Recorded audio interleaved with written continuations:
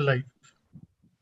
Uh, a very good evening to one and all of you for our update series on Retina, which is to be most colorfully presented in different enriching segments. Our expert panel has Dr. Lalit Verma, one such dynamic figure who needs no introduction. He has been the most prolific leader in every post he has held, be it the top post in DOS, VRSI, or as the General Secretary or Chairman, Scientific Committee AIOS, where he has brought in a sterling difference and direction forward. His achievements, academic achievements, have been equally noteworthy, and his publications in journals and an amazing number of awards and orations.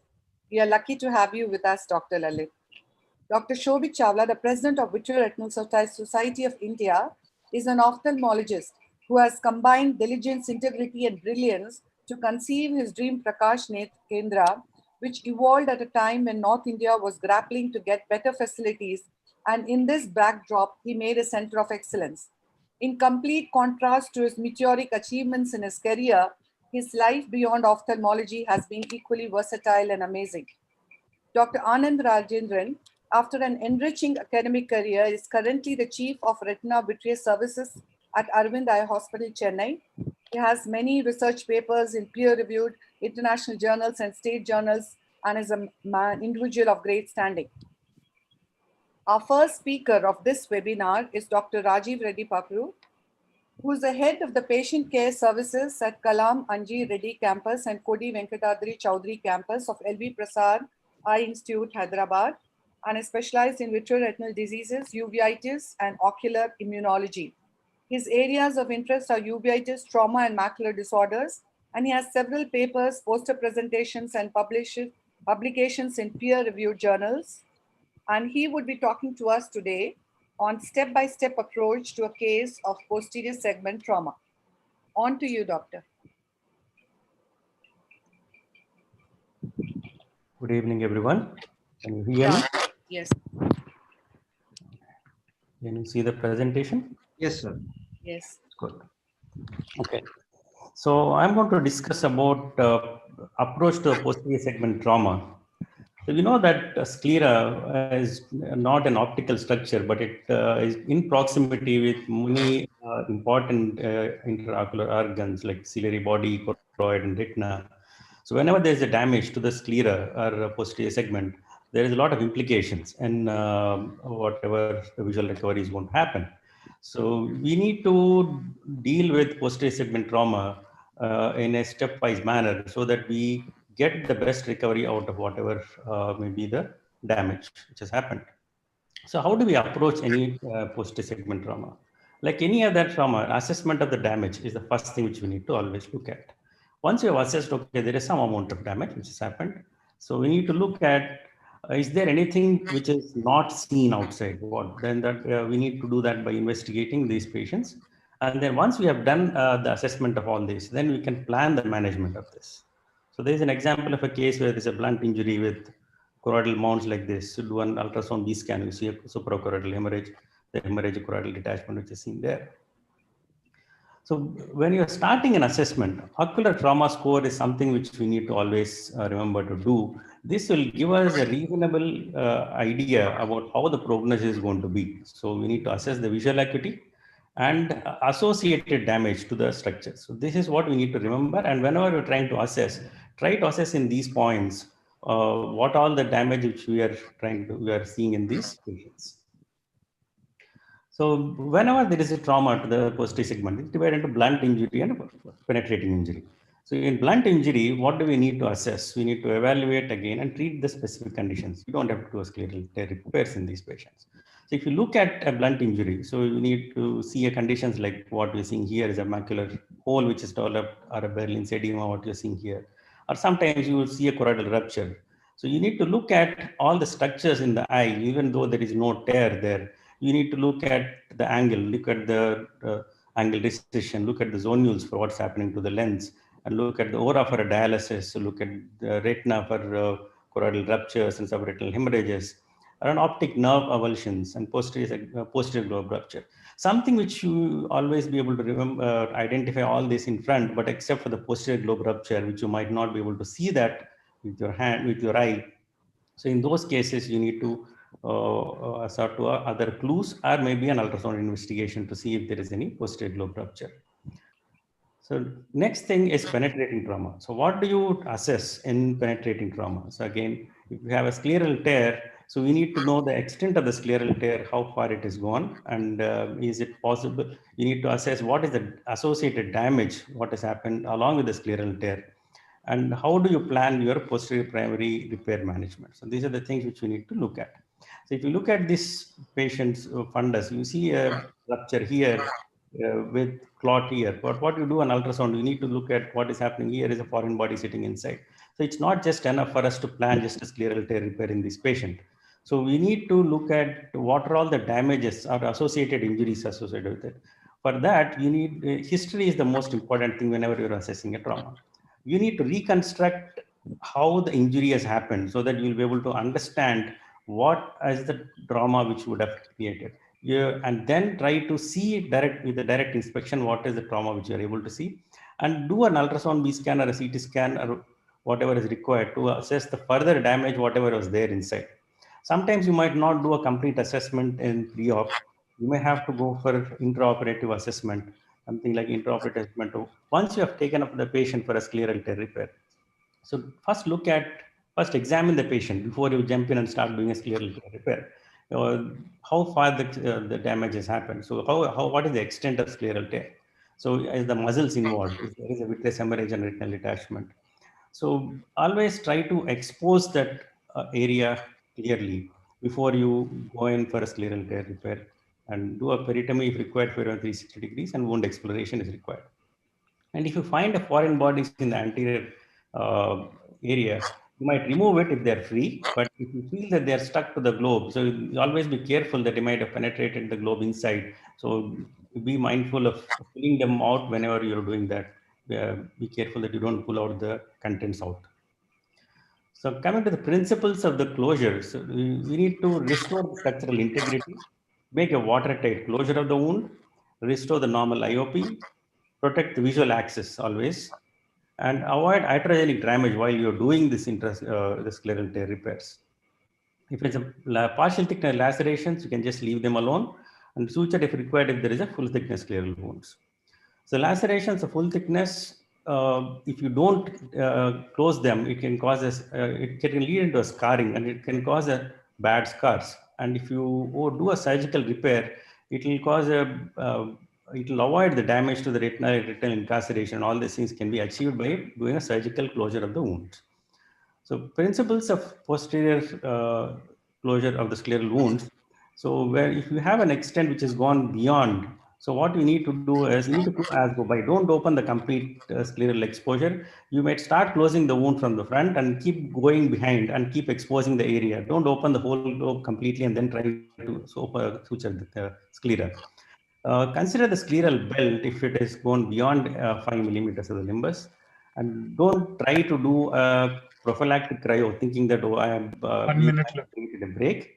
So you need to do a scleral cryo, then we can prevent the retinal detachment. In fact, that will make it worse and will cause a directional detachment. It will aggravate the situation.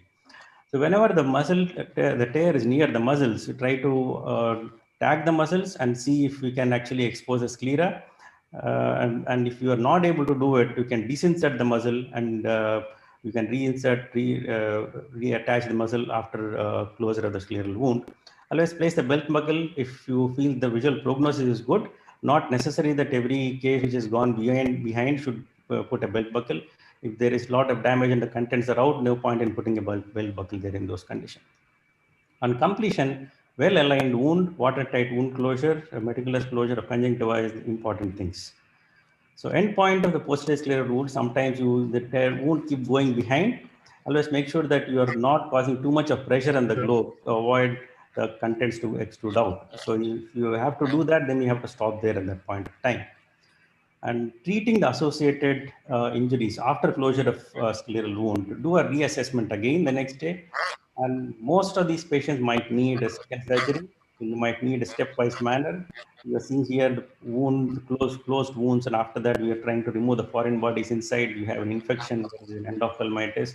So all these things we might have to do it as a second stage or based on the urgency. In case if there is a vitreous hemorrhage, and try to do early surgery, even if there is not a retinal detachment, because if you wait for a longer time, you will end up resulting in a retinal detachment with severe proliferative retinopathy, which makes prognosis even poorer. So earlier surgery than later is important in trauma.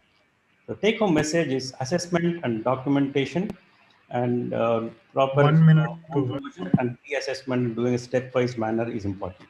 Thank you. Thank you very much. That was a very crisp talk.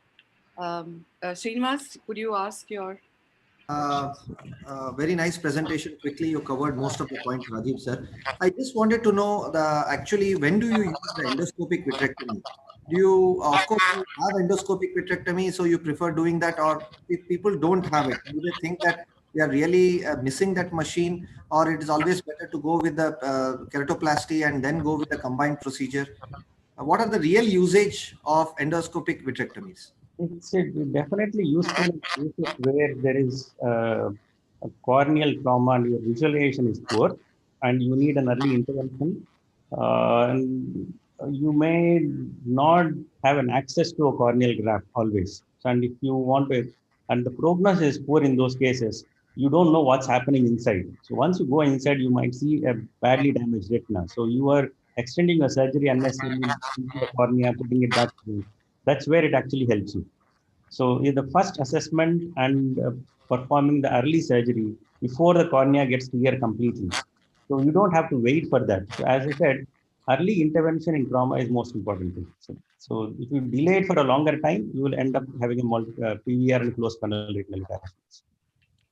From a general ophthalmologist point of view, will Berlin's edema cause defective vision?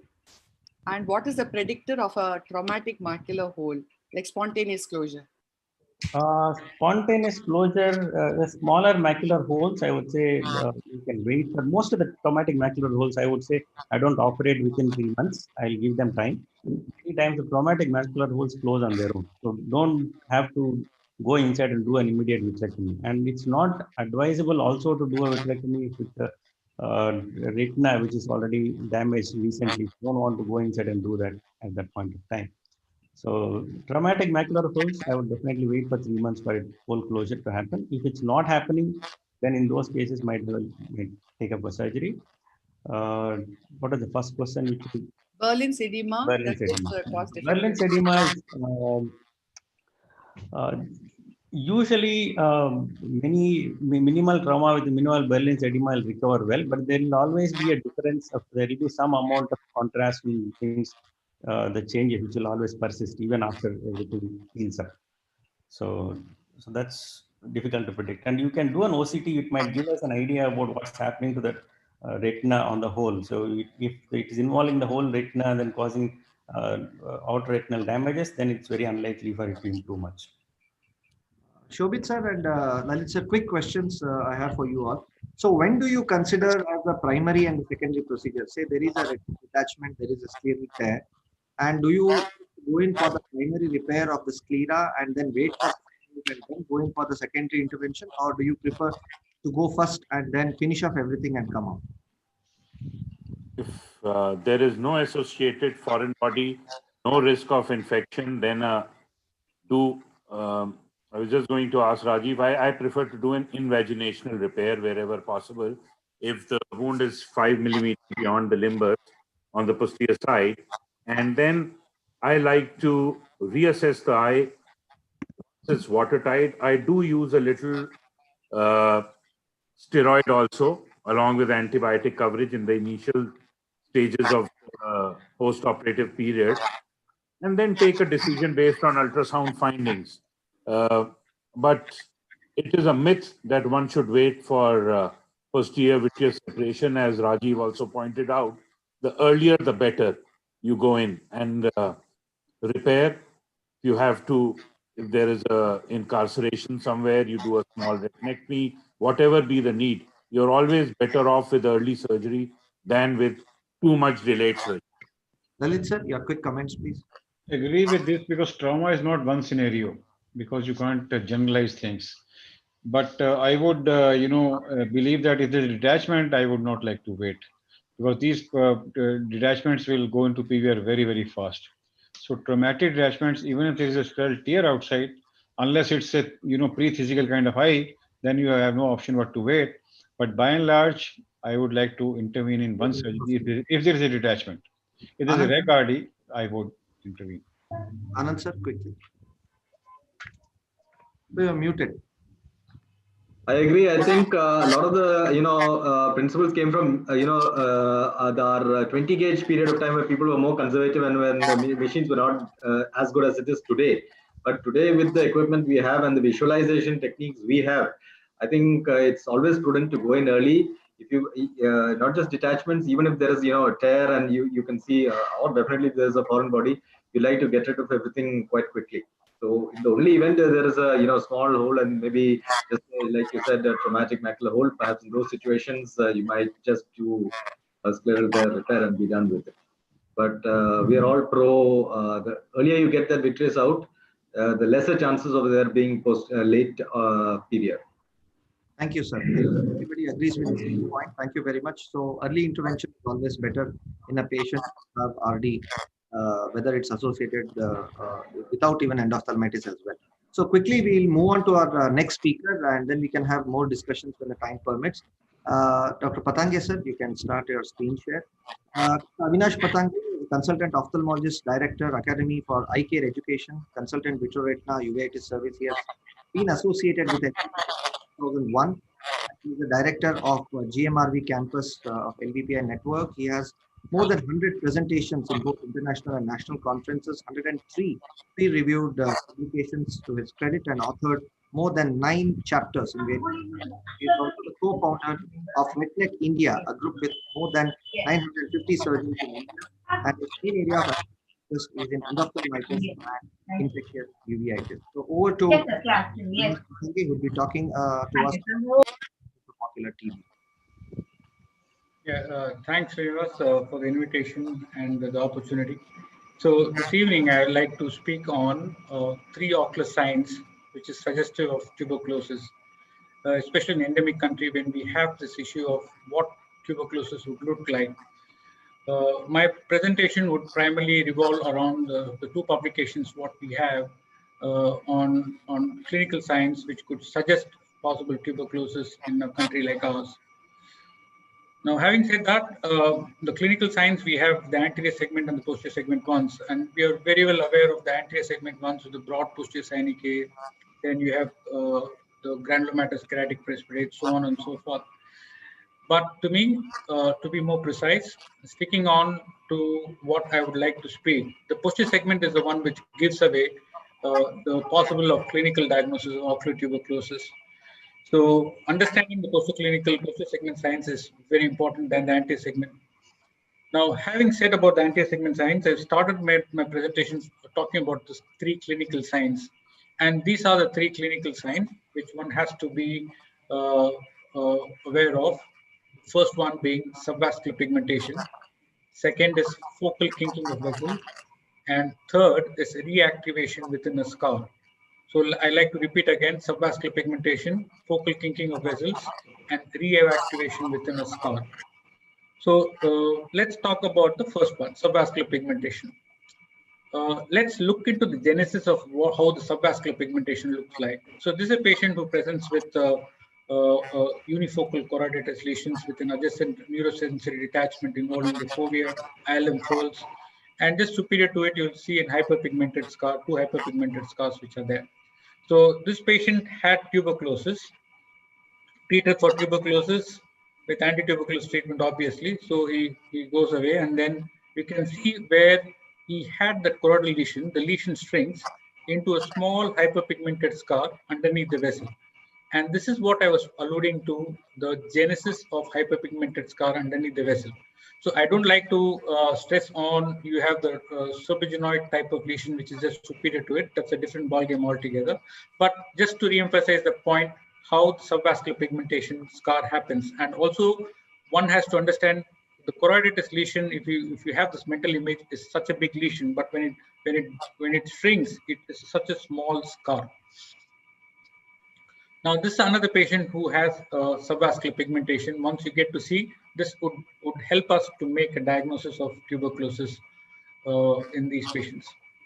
Now, let's look at the other clinical sign, reactivation within a scar. Again, think about possible tuberculosis. Now, here's a patient who has a cloud leaf-like lesion. And if you look at the peripheral, you can see the scarring which is there, partially pigmented, not hyperpigmented, but there is a lot of necrosis right in the center, few specks of hemorrhages. And this is what I would like to emphasize on the activity which is similar to a necrosis, which is right in the center, surrounded by a scar. Now, when someone talks about a scar and reactivation, the first thing which comes to mind is toxoplasmosis. That's how we were grown with. So, but the way in which we can differentiate activation of a toxoplasmosis from a tuberculosis is the toxoplasmosis activation always happens at the edge, like what you get to see in the image to the left of you. Whereas in tuberculosis, I like to re-emphasize it is not at the edge, but within the center. That's how one can differentiate between tuberculosis and toxoplasmosis. So having spoken about it, if you like to imagine this image and then equate it to the lesion which you find in the lung, again, you're able to understand that most of the infected macrophages and the epithelioid cells are all associated in the center. The necrotic material is all in the center. So that's very similar to the image what you get to see clinically. And it's a very good representation of the pathology on histopathology, what you can see inside the eye. If we get an opportunity to see one, that should make you a diagnosis of tuberculosis very easily.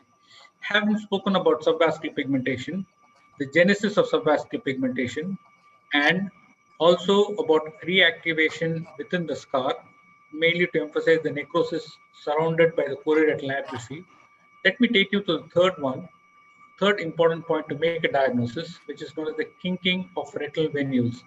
Again, a point to think about possible tuberculosis. Now, this is a patient, if you concentrate on your left extreme on the temporal side, you'll see underneath or adjacent to the subvascular pigmentation, a mild kinking which is there. So this is another important clinical sign which helps us to make a diagnosis of tuberculosis.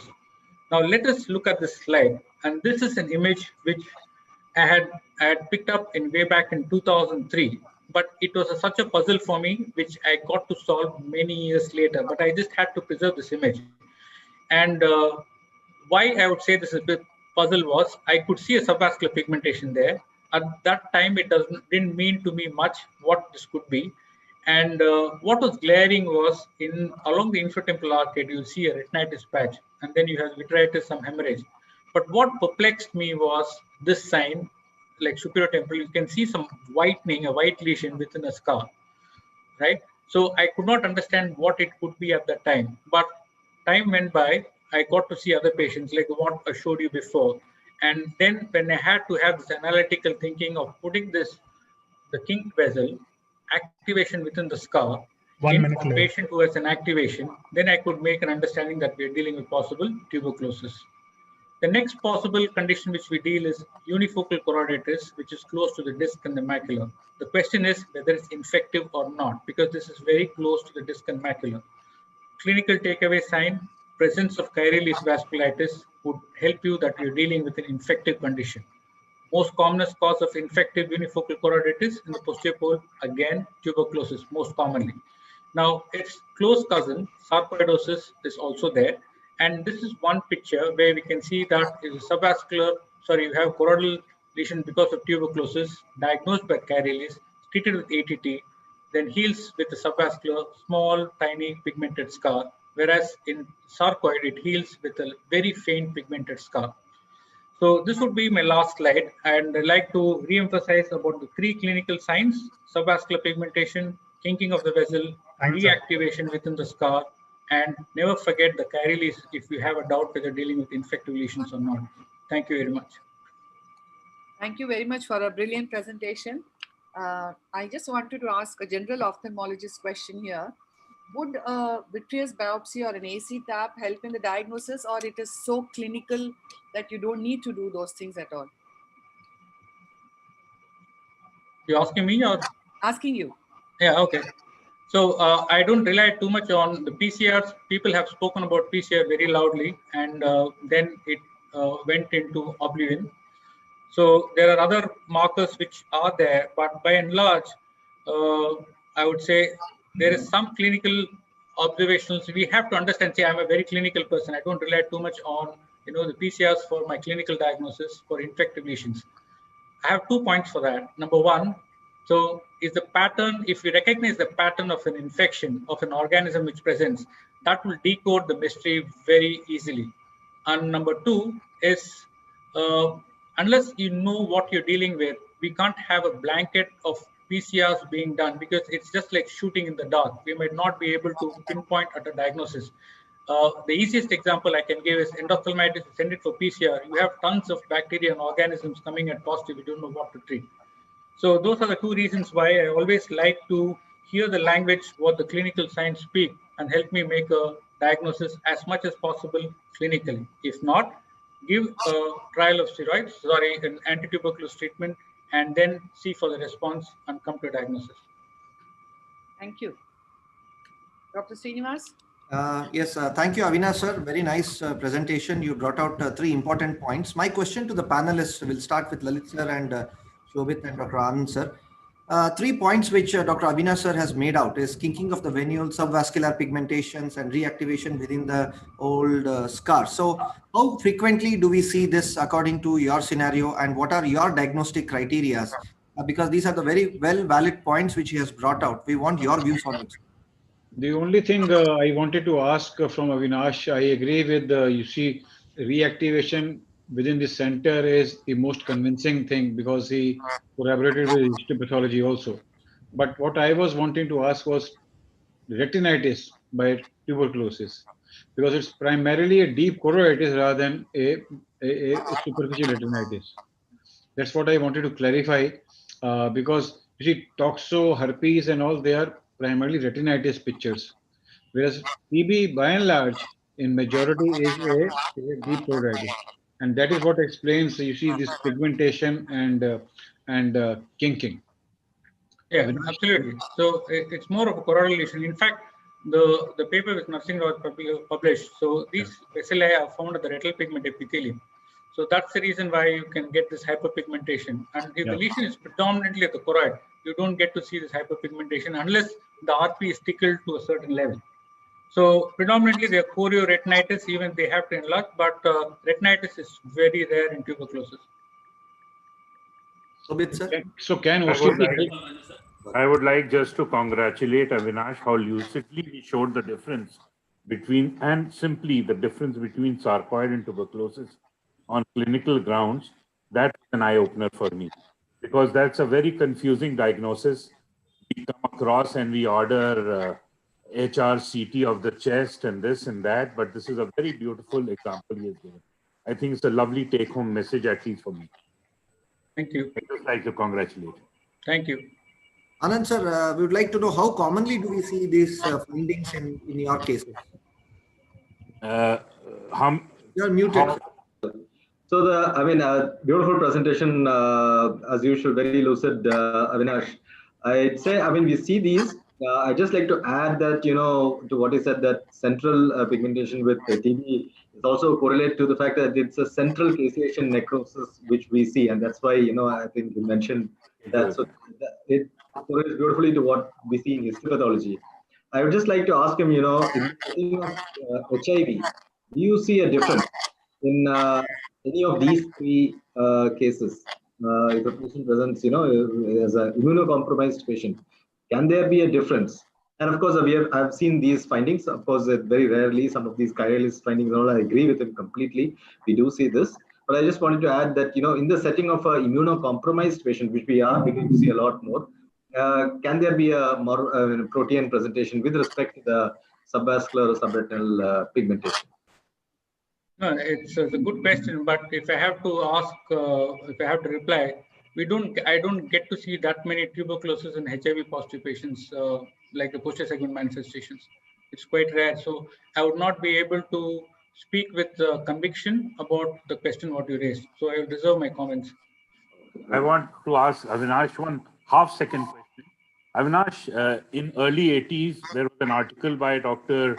Retina, Dr. Patnaik, and it was a review by Dr. Nagpal, where they had shown that kinked blood vessels can grow towards not grow, kink up towards the vitreous and have a vitreous fibril attached to them, and to be very classically thought to be eels.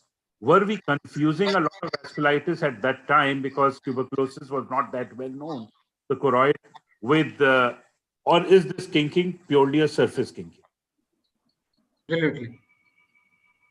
So I think Dr. Shobit, you have been mentioning about the chorioretinal anastomosis and the vessels coming out through the scar into the vitreous. No, the vessels loop up into the vitreous. Yes. They're the same course. There's no Yes. Yeah. There is a chorioretinal scar, but the vessels tend to loop up into the vitreous cavity rather than pursuing their course on the surface. Right. That's known as a point. It was in the North American clinics. It published by Dr. Badrinath and Dr. Nagpal and Dr. Patnaik, early 80s. Yeah. I think last point, sir. Apurva, you're there. I think she made a point that what might be the cause for the kinking of the underlying venule because of the overlying vitreous inflammation. What is your point on it, sir?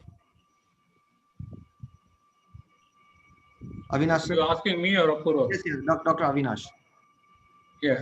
So I think when you have the kinking of the vessel, it's seen to a certain extent it is because of the structural abnormality of the scar which is there, and also to a certain extent the hypoxic related changes which can be seen because of the vascular occlusion which can cause these type of changes. That's a prism. That's a hypothesis what I can suggest to you. And Apurva has also mentioned about overlying vitreous inflammation. So we have identified one more sign, but I'm not going to say it now. I'm going to publish it and then I'm going to talk about it. So we have identified a new sign again, which is to some extent what she has alluded to here. Yeah. Great. Thank you, sir. Thank you very much. We'll have again more discussions on that. Over to Chitra. Our next speaker is Dr. Unnikrishnan Nair, who is the Medical Director and Senior Consultant, Vitreoretinal Services, Neuro-Ophthalmology, Electrodiagnosis from Sri Chitra Institute of Medical Sciences and Technology, Trivandrum, and of course, all his branches, and an individual of great standing. He is going to be talking to us on newer OCT markers in wet AMD. Look forward to your talk. Thank you, ma'am. Yes, we can see. Yeah, thank you. So we've been talking about OCT biomarkers for an extremely long time. So I thought of just introducing a few new thoughts on it. So a biomarker, unfortunately, now is something we all take for granted. It's like a word association. So when you see HR, you think active, outer retinal ORT, you think dead, and subretinal fluid, you think good. So which is not exactly how it is now. So I'd like to concentrate on each of these three things, which are the biomarkers in material. First of all, the hyperreflective material. So defined as two. One is undefined, nice, and the other is well-defined. Based on location, you have subretinal, intraretinal, sub-RP. There are a few terminologies called RP splitting, enveloping. And the key point about HRM is that the persistence and the scar and the ability to differentiate whether the scar is fibrotic or non-fibrotic. So we'll just start with what is SHRM or subretinal hyperreflective material. When you see a grayish type material or a hyperreflective material in the subretinal space or in the intraretinal space in some cases, it is now termed as SHRM or HRM, which could be, it's a tomographic description, which means that clinically it could relate to blood, exudates, hemorrhage, fibrin. So we don't know what to do with this finding is a very key point that I'd like to stress here. So again, here above the RP, which obviously harbors some neovascular tissue, you see an elevated hyperreflective area, which is termed as SHRM. This is another one, and clearly see in the subretinal space, you see a very diffuse, ill-defined. This is what we call an undefined subretinal hyperreflective material. So we'll come to the importance of all these later. And here you can see different cuts in which you can see the nature of it. You cannot make out the borders clearly, and this is undefined. When you see the material in the sub-RP space that exclusively remove after treatment, you call it a sub-RP HRM, which is a kind of a variant of the hyperreflective material. So the key point is that well-defined SHRM is likely to be blood, and undefined is likely to be just exudation. Why is this important? Because you can use HRM as a diagnostic marker.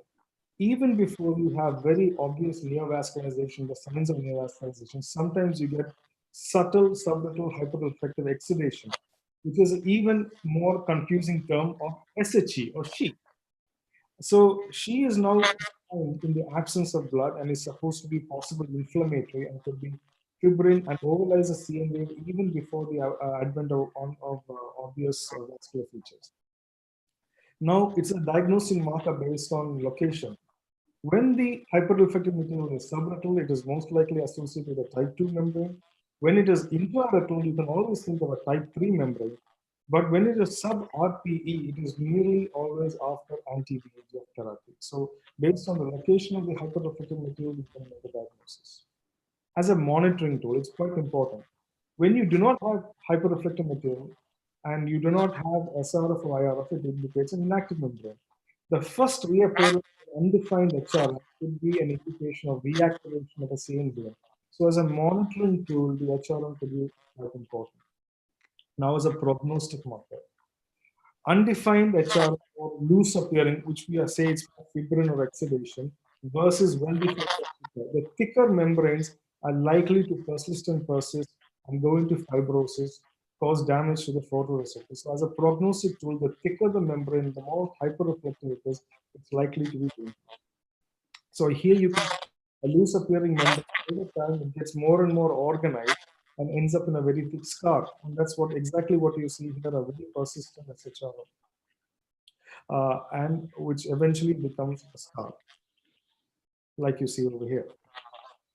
So as a prognostic indicator, there's a couple of new features that which is related to something called plasticity of the RP. The RP is a very versatile structure, it seems. It can undergo splitting, it can envelop the SHR, and all show 4 prognostic features that show that when this happens associated with HRM, it leads to a potential outcome. So here you see an hyperreflective line enveloping the SHRM. Here is another case where you can see the sub-RPs splitting to encompass the SHRM. A key feature now using the OCTA to decide if the SHRM is vascular or avascular. Very simply put, a vascular SHRM is likely to become a fibrotic scar with a poor anti-VEGF response and poor visual outcomes. A quick word about ORTs. ORTs, or outer retinal tubules, is a protective mechanism of focal RP cells which curl around each other in an attempt to protect themselves. Yes, that's the simplest way you can say it. So there's a studies which define ORTs. But the funny thing about ORTs is ORT does not equate to death. This is a beautiful study which says that the size of the ORT increase and decrease with anti-VEGF therapy, and probably it has some muscular channels. So the concept in your mind, once you see an ORT, the tissue is dead, you do not need to treat, may not be exactly true. You may have to see whether the ORTs are bigger or smaller than the previous time, and whether they change with VEGF therapy. So this is a study which alluded to that. So it's interesting to see how the ORTs form, and that is what something like the plasticity of the RP. Here you can see with each stage, you can see a curve, then it scrolls inside, then it becomes like an envelope, it becomes an open ORT, and finally the last stage is a closed ORT. It's a beautiful paper that shows how the outer retinal tubules are formed. Coming to the last part of 1 minute left. See, we started with the monthly treating where the aim was to dry the retina. Over time, we had studies that defined that there were more atrophic events when we totally dried the retina. And then the fluid study came with a very wrong, very wrong, what do you say, outcome that you read half the conclusion of a study and you take home a bad message. The bad message was that subretinal fluid is good. So let's be sure, subretinal fluid is not beneficial, maybe accepted. The key is that whether you can tolerate subretinal fluid. There is nothing called good fluid or beneficial fluid. That's the point about subretinal fluid. There is only something called a tolerable amount of fluid. So when you have subretinal fluid and you want to see, you have to define a new endpoint of treatment of anti-VEGF. And the endpoint can be based on the OCT fluctuations of fluid, can be based on OCTA, or can be based on the atrophy increasing or decreasing.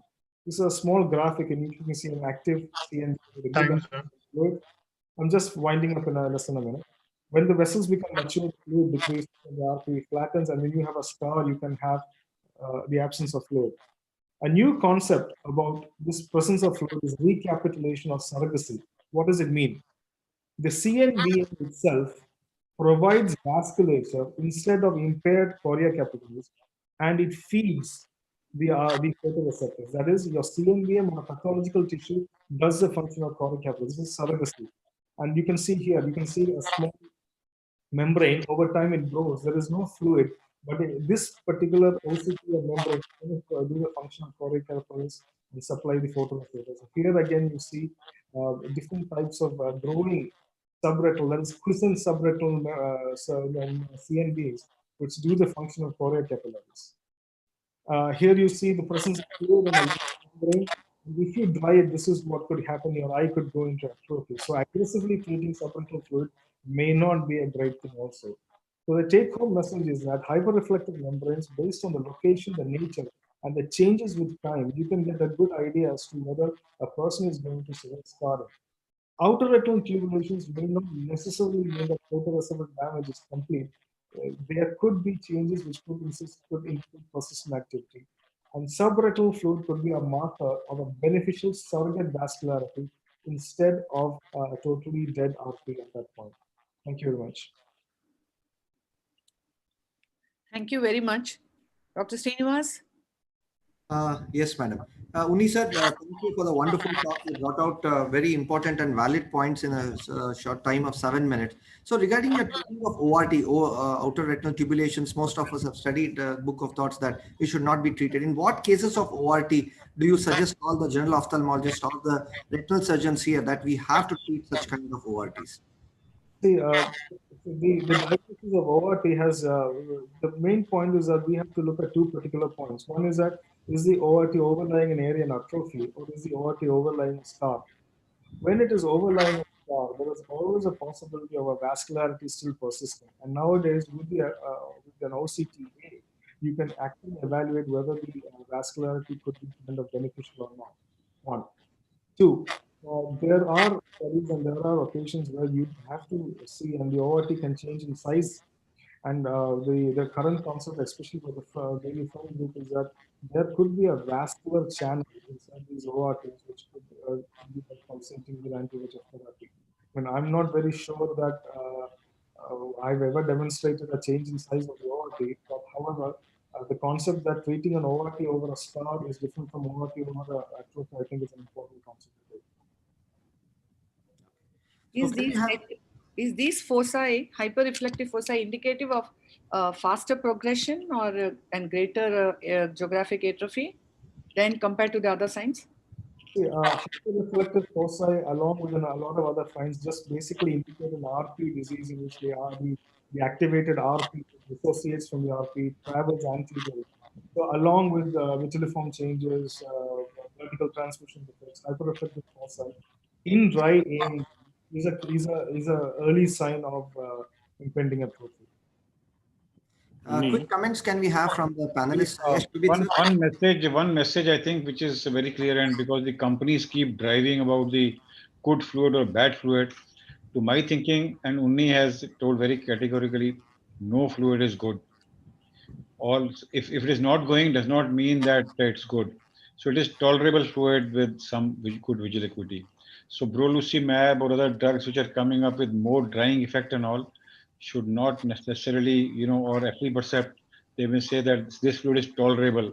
Just because your drug cannot take care of the fluid does not mean that fluid is good. No? I just wanted, Absolutely, sir. I wanted to ask Unni one question and give one comment. He mentioned, I've seen the ORT change over time in a patient of PCV. And second point I wanted to ask Unni, where do acquired vitelliform lesions in this new classification of biomarkers fit? Do they ought to be given that much importance? Does acquired vitelliform lesion as seen on OCT or otherwise clinically indicate faster progression to CNV?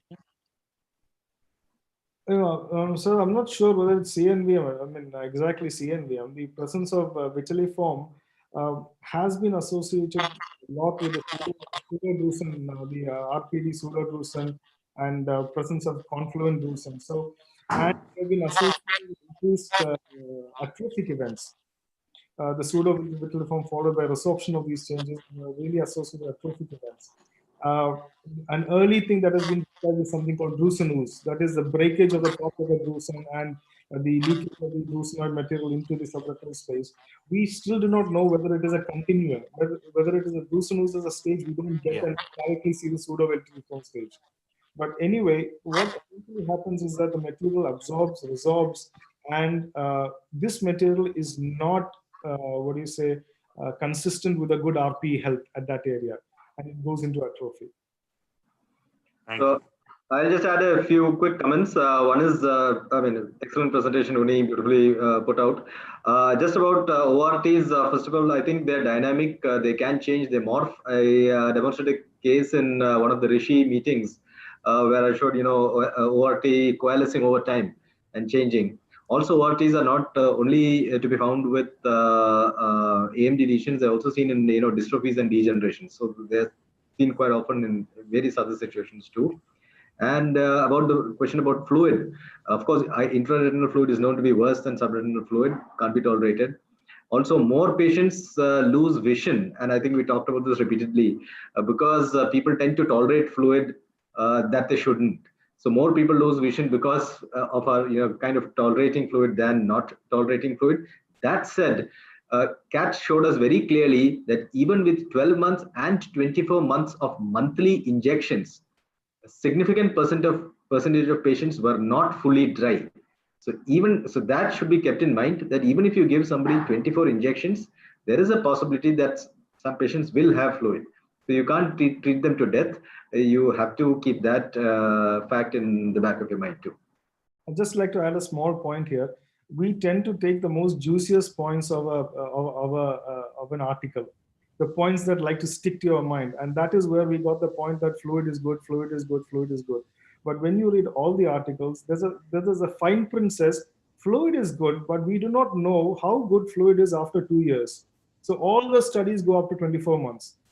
Yes. Keeping SRF for more than 24 months has not been addressed by any of the studies that harp that fluid is good on yet. So yeah, this study is about 2 years old. So now if somebody asks you, you don't have an answer yet.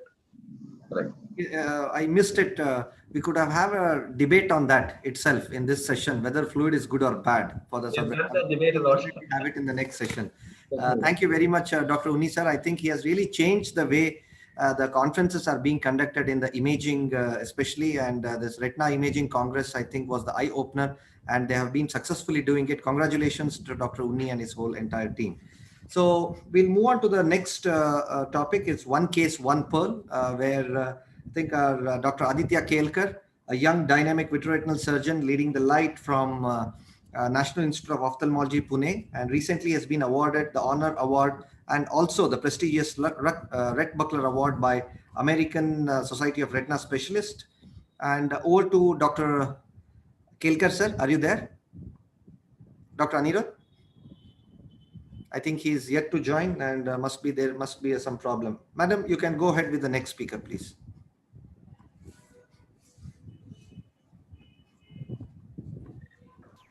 You're muted, madam. Dr. Chitra. I'm here. Can I start, please? I think Dr. Aditya is screen sharing. Hello? He's here. I'm really sorry. Over to Dr. Kelkar, sir. Kelkar, sir, are you there? Yeah, I'm there. Okay, I didn't see you, sorry. So he'll be speaking to us on the management of recurrent optic disc pit-associated maculopathy, which is again opening the Pandora's box. No one really knows how to close this optic disc pit. And let us hear from Dr. Aditya Kelkar. Yes, thank you, Dr. Srinivas and Dr. Chitra, madam. Thank you very much for this opportunity. So I'll be talking about my experience of managing this optic disc pit with an amniotic membrane transplant. So this is an interesting story of a 9-year-old girl who presented to us, first of all, about a year ago. That time she had been diagnosed as optic disc pit with maculopathy. As you can see in this picture, there is a macular detachment, foveoschisis, and also thinning at the center of the retina. So she underwent a conventional double peel technique where we peel the internal limiting membrane and put a flap onto the optic disc pit. At the same time, the fovea being thinned out, we keep a roll of internal limiting membrane attached to its center, to the center of the fovea, so as to prevent formation of iatrogenic macular hole. After this, laser treatment was carried out in the next to the optic disc, and post-operatively the patient had good outcome. The optic disc maculopathy resolved and the patient regained vision. However, 9 months later, she presented to us again with a very large retinal detachment involving the macula, and the optic disc pit was the obvious source of this subretinal fluid. So we decided to take up this case, and we wanted something that would tamponade this optic pit in order to stop this progression of macular detachment. So as you can see, the intraoperative OCT confirms the presence of optic pit associated maculopathy, and we are going to use an amniotic membrane graft to cover the pit. Also, you can see a thin flap of the inverted internal limiting membrane which is covering the macular foveal area from the first surgery.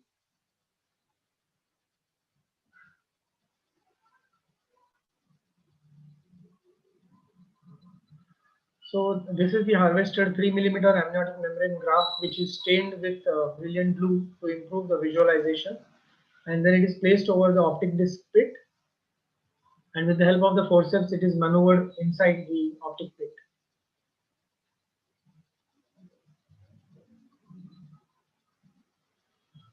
The intraoperative OCT is used here to confirm the snug fit of the amniotic membrane graft. As you can see that there's still some more fitting required for this graft to ensure that we completely close this optic pit. This is what the OCT confirms right now, that the graft is still floating above the optic pit.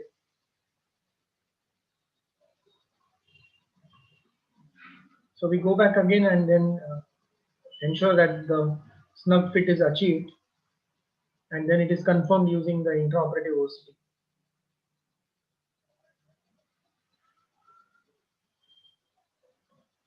So this confirms the snug fit now, and after that we don't need any additional tamponade such as PFCL or gas or oil. Any such tamponade is not required in such situations because the snug fit is very well achieved.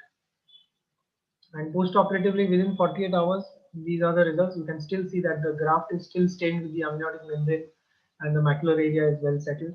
And 6 months down the line, the patient is still doing very well. Thank you. Madam, you are muted.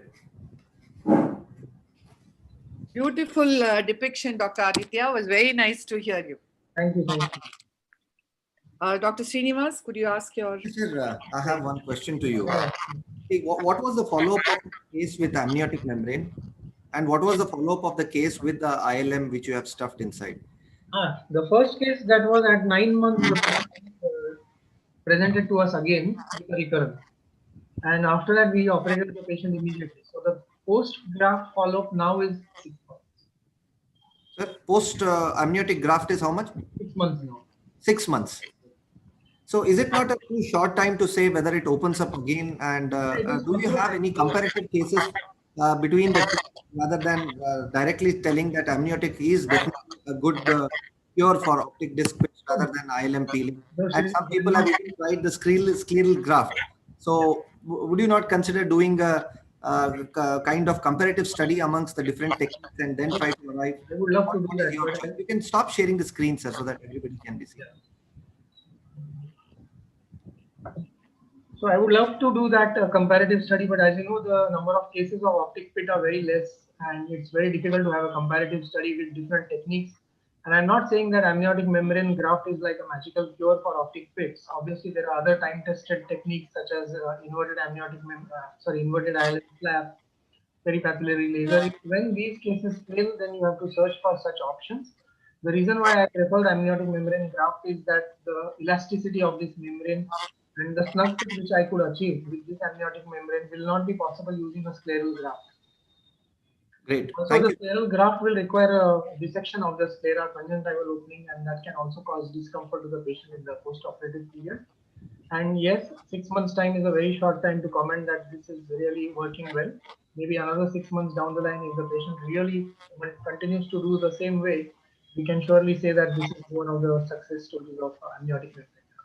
Definitely, sir. It's a good alternative to try in cases, especially when they have failed cases. Thank you very much for sharing that interesting pearl. Quick comments from Lalit, sir. How do you close your optic disc pits? See, the issue. I am a fan user of ILM. The reason being, the only difference between two videos with Aditya showed was stuffing. Well, ILM was just kept over the pit in the first video, whereas in the second it was forcibly stuffed, not once, twice, thrice, but till the time it got into it. So I think that made the difference rather than the tissue. Any tissue would close, whether it's ILM, scleral graft, or amniotic membrane. But it's a question of stuffing because ultimately it's an anatomical hole there. It's a communication there. So that communication has to go down. Yes, sir.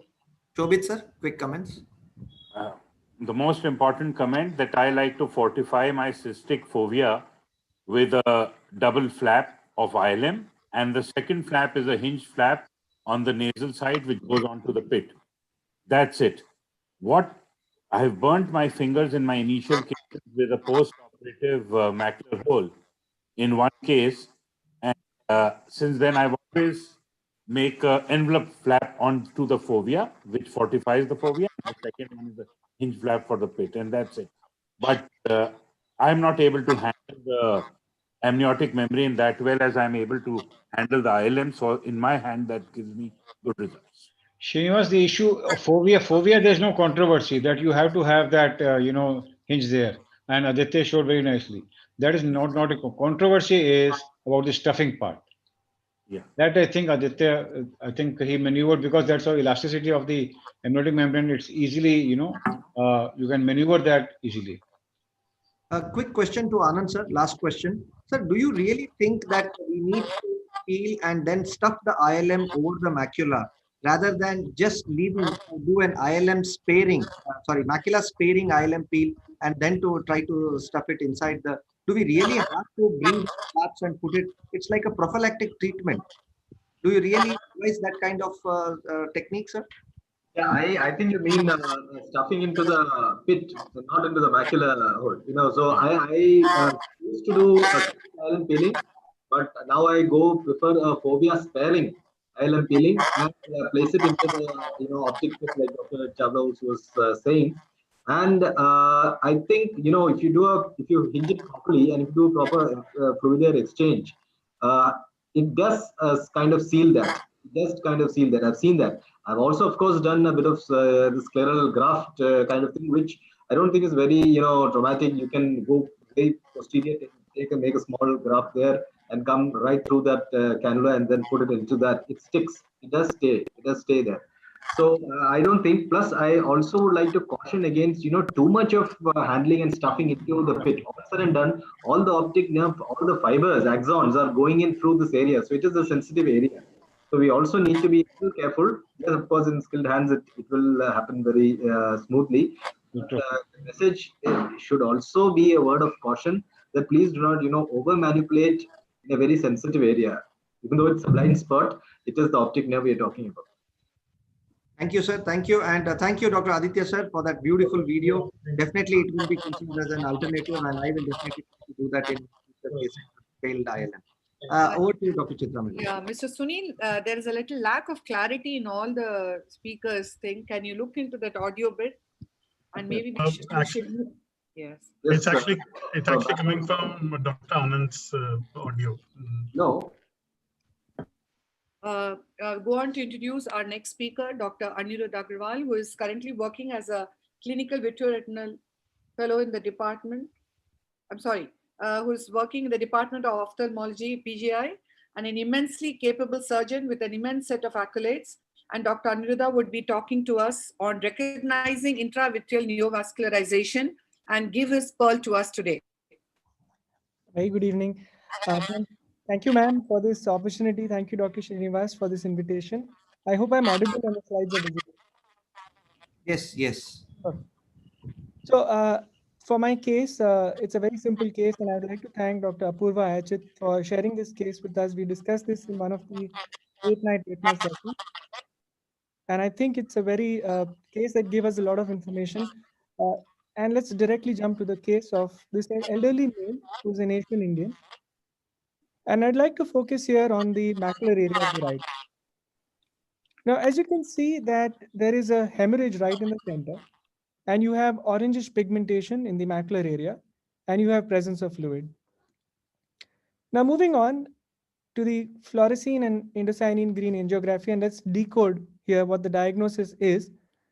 So on the fluorescein angiography on the side, on your left side, you can see in the superior aspect a hyperfluorescence in the macular area and a more hyperfluorescent area inferiorly.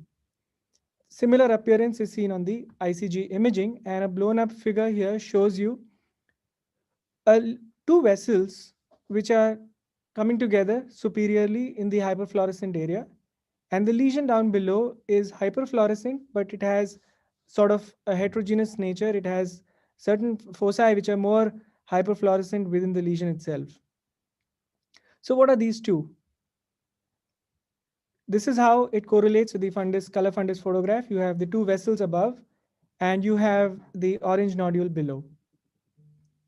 Coming to the OCT, now we're studying the lesion number 1, the top lesion here, and you can see that this particular lesion on the OCT shows you the elevation of the RPE and disruption, and you have intraretinal hyperreflectivity along with intraretinal fluid. You also have some hyperreflective foci. A scan just below shows you that beneath the RPE elevation there, you have a hyperreflective area, and you have a rippled sort of an RPE. Now, the diagnosis here is very simple, and what we're dealing with, along with the retinal vascular anastomosis and these features, is a RAP lesion. So this lesion here is a RAP lesion that we need to identify in our patients. Now, what's very interesting is that this patient had another lesion, and let's look at the lesion at the bottom. This particular lesion has on the OCT subretinal fluid with elongated photoreceptors. You have a sort of a humped PED. You also have on the scans below, you have a double layer sign and a tall PED. So these are some OCT features which are diagnostic of PCV.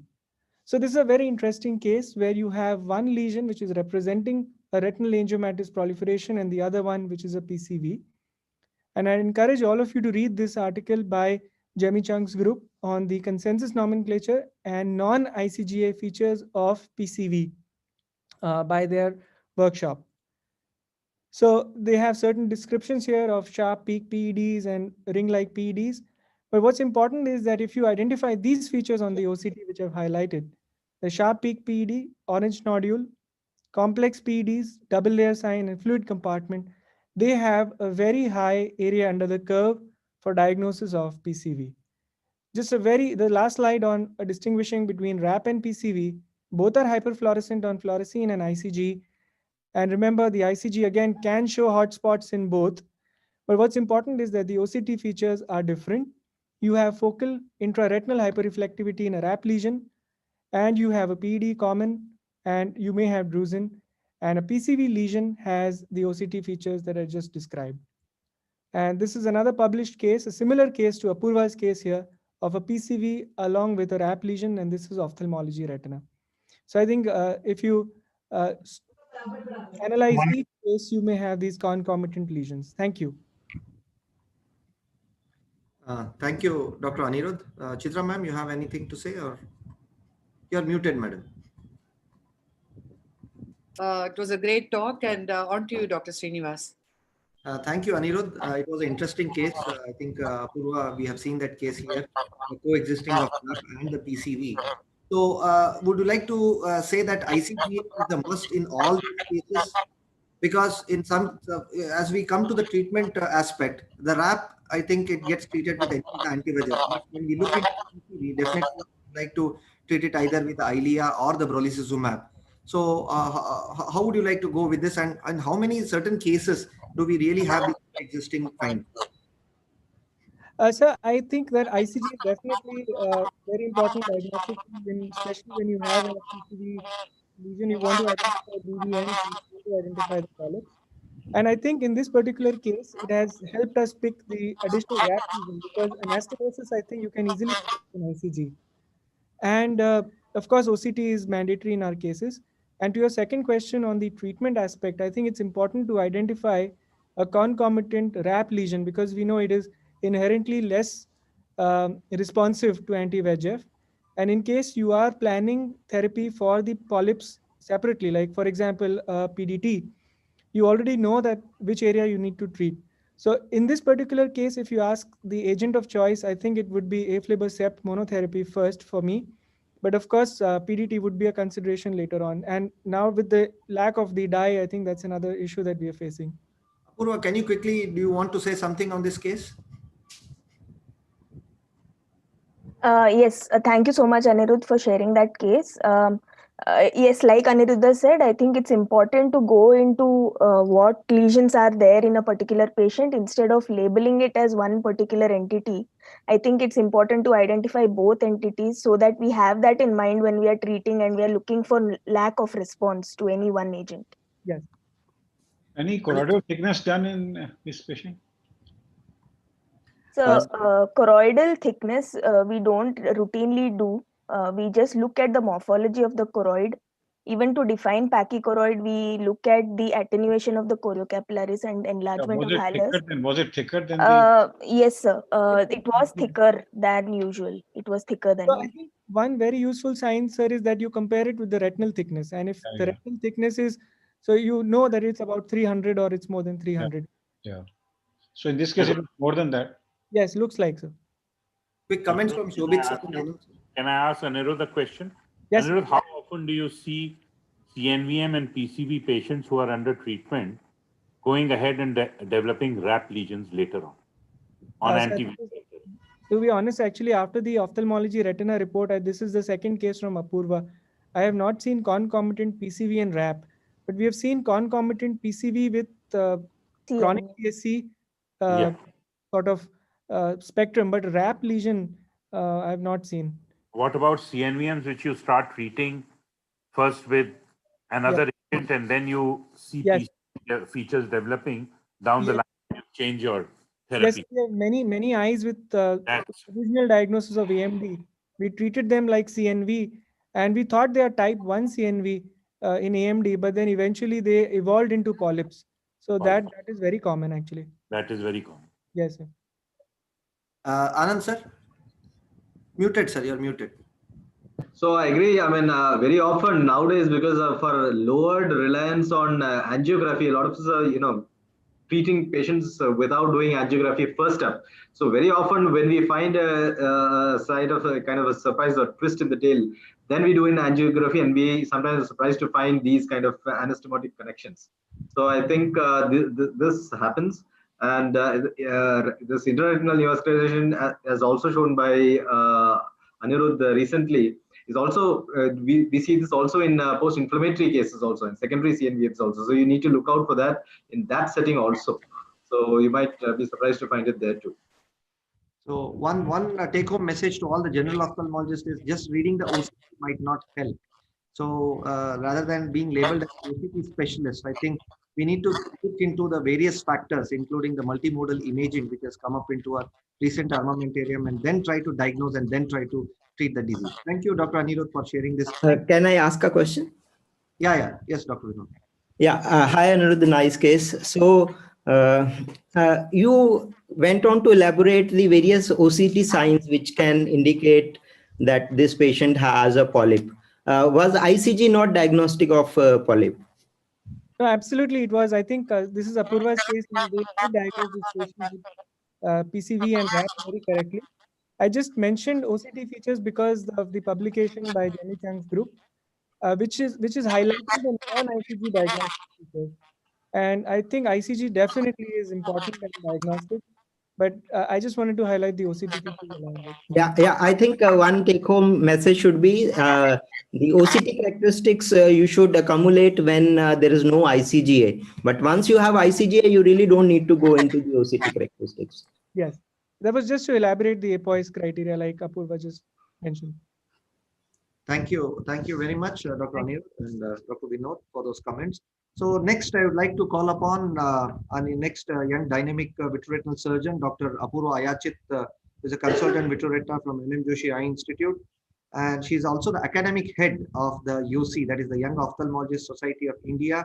She is the assistant editor of Retina in the Indian Journal of Ophthalmology, and as I have seen her in my department, in our department, she is very, very passionate about imaging. So over to Dr. Apurva. Thank you, Dr. Srinivas. Can you hear me? Yes. Yes. So thank you, Dr. Srinivas, for this opportunity. Thank you, Dr. Chitra. My presentation is about the versatile vacuole sign in central serous chorioretinopathy. So what is a vacuole? When we have central serous chorioretinopathy associated with subretinal fibrin, we see a hyporeflective dark area adjacent to the retinal pigment epithelial defects. And this was termed the vacuole sign elegantly by Dr. Giridhar's group. This is a very good illustration of the vacuole sign. Here we have subretinal fibrin, we have a small micro rip in the RPE, and this dark spot corresponds very well to the FFA leak.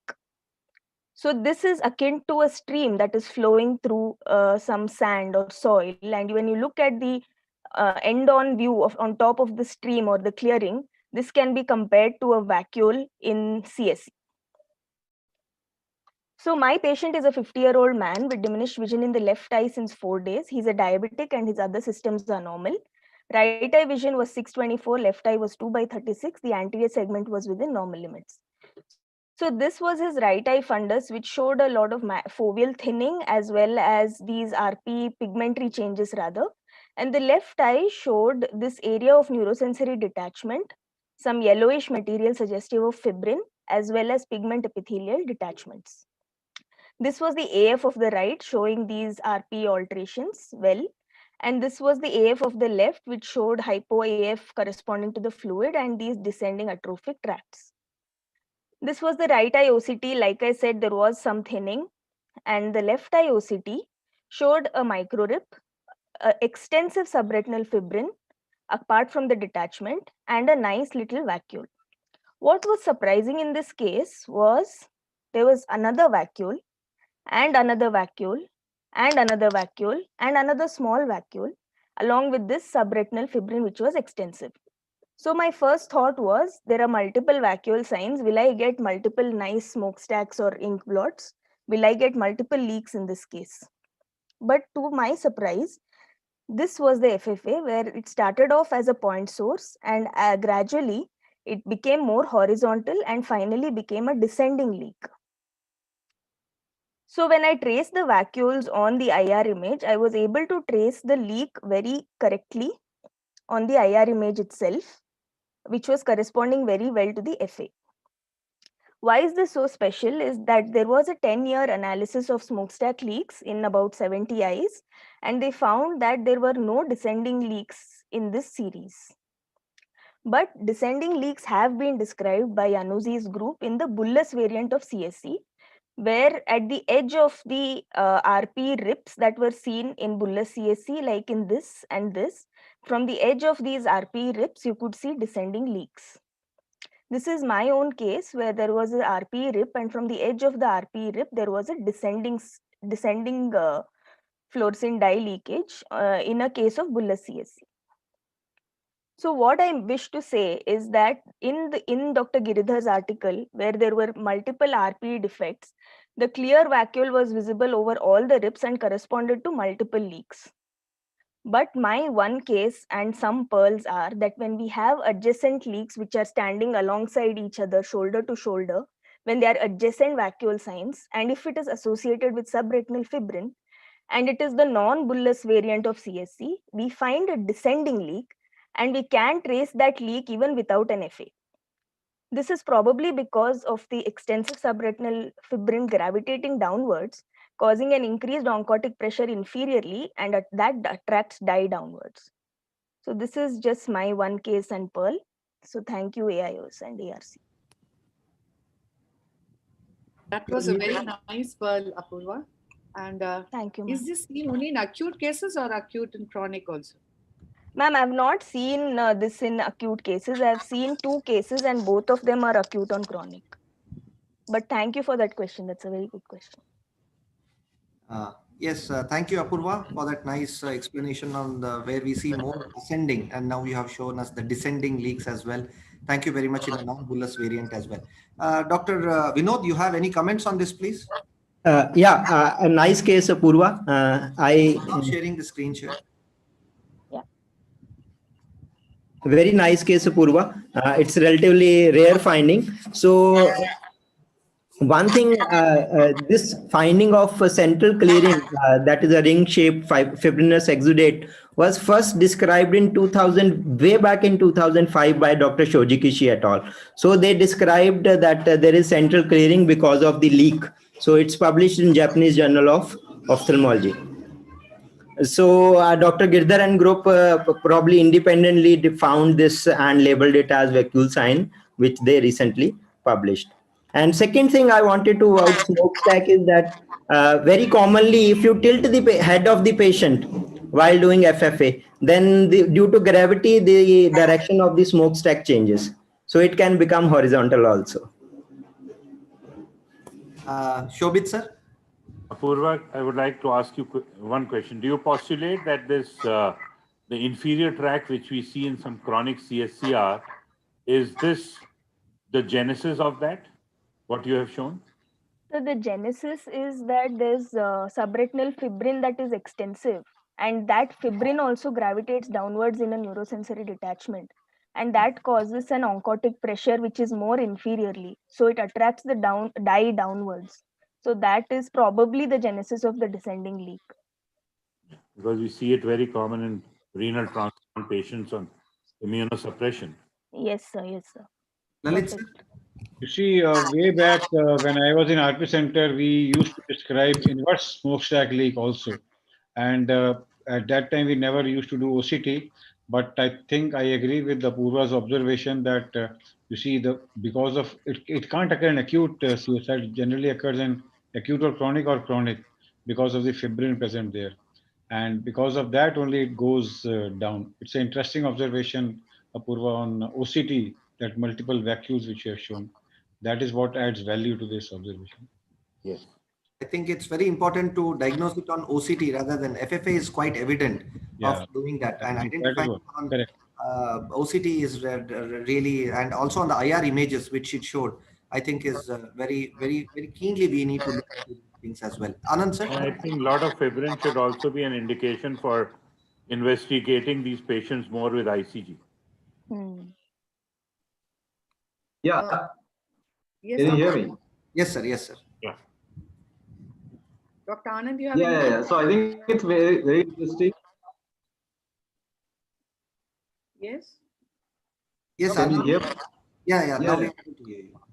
Yeah, so I think that's interesting. And the subretinal fibrin is viscous, as she kind of alluded to, and that it's well known to be to gravitate, also distort the leak, and it can distort it not just inferiorly but in a bizarre number of directions, and we've got enough evidence for that. So it can do it bizarrely.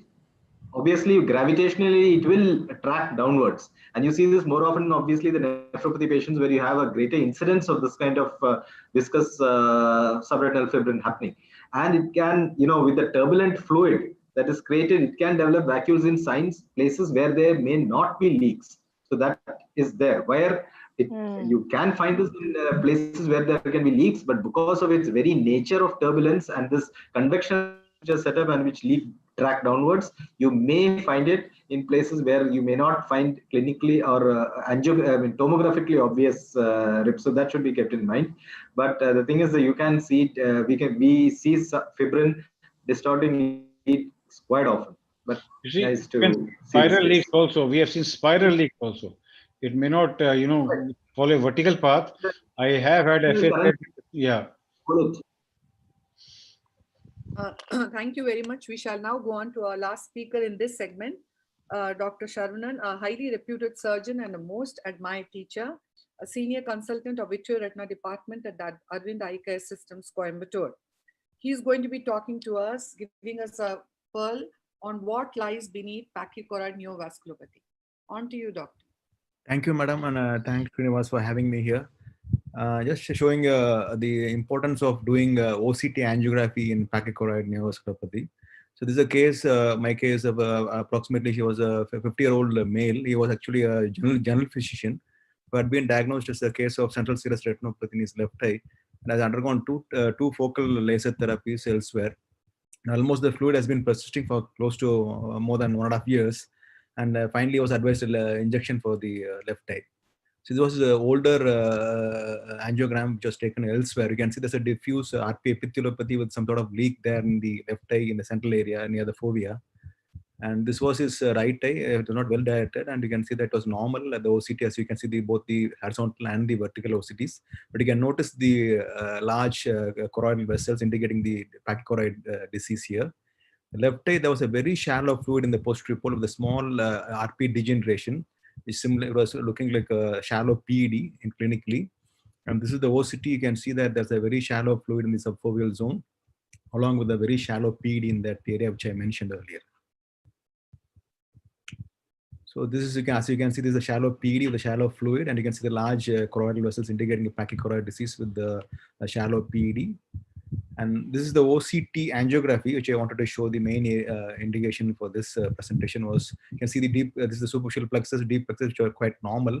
But when you go to the deeper avascular retina, you're able to pick up a small vascular network in the deeper layers, indicating area of neovascularization just beneath the PE which you are visualizing on structural OCT. There was some changes in the choreocryptors as well, but this is the area just showing the importance of doing a 3mm scan compared to the 6mm scan. 6mm scan, the first one you done was not very clear. Just see a few hyperreflective areas, but you do the 3mm scan, you can clearly delineate the network. Just trying to stress the importance of doing a 3mm scan to visualize smaller vessels. When you enlarge a 3mm, 6mm scan, you don't see that much clarity, but doing a 3mm scan really helps to visualize. And we try to superimpose this. This is the area of PED on a clinical photograph, and this is the OCTA superimposed on the fundus image. You can see that the network is just right sitting underneath that shallow PED which you visualized. So we have a lot of indications for doing OCT angiography, but I feel this is one of the very critical indications to make a diagnosis, because doing FFA and ICG angiogram does not clearly give you a picture of these vessels. In this patient, we finally went on to do a photodynamic therapy. Just the pachychoroid spectrum, as already talked about, it can be indicated by either the increased thickness or the larger presence of the larger choroid vessels with when atrophied smaller choreocryptous layer. So they can include pigment epitheliopathy, serous retinopathy, neovasculopathy, and polypoidal choroidal vasculopathy. And the pachychoroid features indicate tessellation and on clinical examination, increased choroidal thickness and pathological dilatation of the outer choroidal vessels and loss of choreocryptors and sacral layer overlaying the pachy vessels. I just wanted to impress the point again in another case. It's again a 47-year-old lady who had a vision drop for approximately 8 months, which was treated with some medicines and elsewhere. And this you can see some amount of fluid and Harrop states in the left eye. Right eye is quite normal, as you can see here. Left eye, similar picture, a localized fluid with a shallow PED in the right in the center, sitting in the center. And this is indicating the thicker choroid on enhanced depth imaging. And obviously the other eye also showing very large choroidal vessels with the atrophy of the smaller vessels in the superficial choroid. And this is the swept source OCT, again showing the larger vessels in the deeper layers just underlying the foveal zone. And again, if you look at the FFA and ICG, you are not able to see a very typical network. There is some diffuse leakage both in FFA as well as ICG, but it's not really to visualize the new vessels. Again, you can see in the later stage it's not very clear, but if we do a OCTA, you can see the typical network sitting in the right in the subfoveal zone. So I just wanted to impress the importance of doing a OCT angiograph in suspect polypoidal choroidal, pachychoroid neovasculopathy, which may be a DD for a PCV, especially in the presence of pachychoroid disease. Thank you. Thank you very much, Dr. Sharvana, for such a lucid presentation. One simple question: what is the predictor of the final visual acuity in these cases? Chronicity, the duration will be one important indicator, and whether the network right under the foot also may play a role, and also the success of a therapy, whether it's responding well to your injections or you want to do a PDT. So that also, all these three factors will be playing a role on the primary visual outcome. Dr. Srinivas? Thank you, Sarvanand sir. You have brought out a very valid points of what lies underneath the pachychoroid and the PCV, which is, I think, which we are seeing very commonly nowadays in our clinical practice. So I think we have a debate on that later on, where Dr. Vinod will be arguing that ICGA, OCTA is really not necessary in these cases. So Lalit sir, quick comments. I'm sure that people who have OCTA definitely can. Yeah. It's not an uncommon finding, to be very frank. All our patients of CSR, now we do Octa primarily to pick up this. But the problem is how to manage. You see, we have 13 patients like this. The presence of this network, if the vision is good, I will just observe. It's a quiescent kind of CNVM. Whereas if there is a fluid there, then you know, normally CSR is not a anti-VEGF disease. But presence of such kind of membrane dictates that you should inject anti-VEGF. So that is the whole beauty of Octa, to pick up. It's a spectrum. You see CSR, PCV, in between pachychoroid neovasculopathy. So once you develop neovasculopathy, then the indication of injection of anti-VEGF comes in. ICGA picks up the larger vessels which are seen in polypoidal choroidal vasculopathy, but in the PCN or the pachychoroid neovasculopathy, vessels tend to be very, very minute and very fine. Just in the ICG, even in the confocal ICG also. So I feel Octa has got a very definitive role in diagnosing this particular entity. That's what I was saying. Octa, once you started doing Octa as a routine, so this finding we pick up very commonly in patients of CSR. Yeah, absolutely. I just want to add that in addition to what Saran said, Saran's case actually a beautiful point of this one subtle finding, that if you, in these cases, when you see on the structural OCT, a big pachy vessel in cross section as is shown in this case, and a double layer sign with an elevated RP, a mild elevation of RP, this is a perfect scenario and recipe to do an Octa and look for the little network of vessel.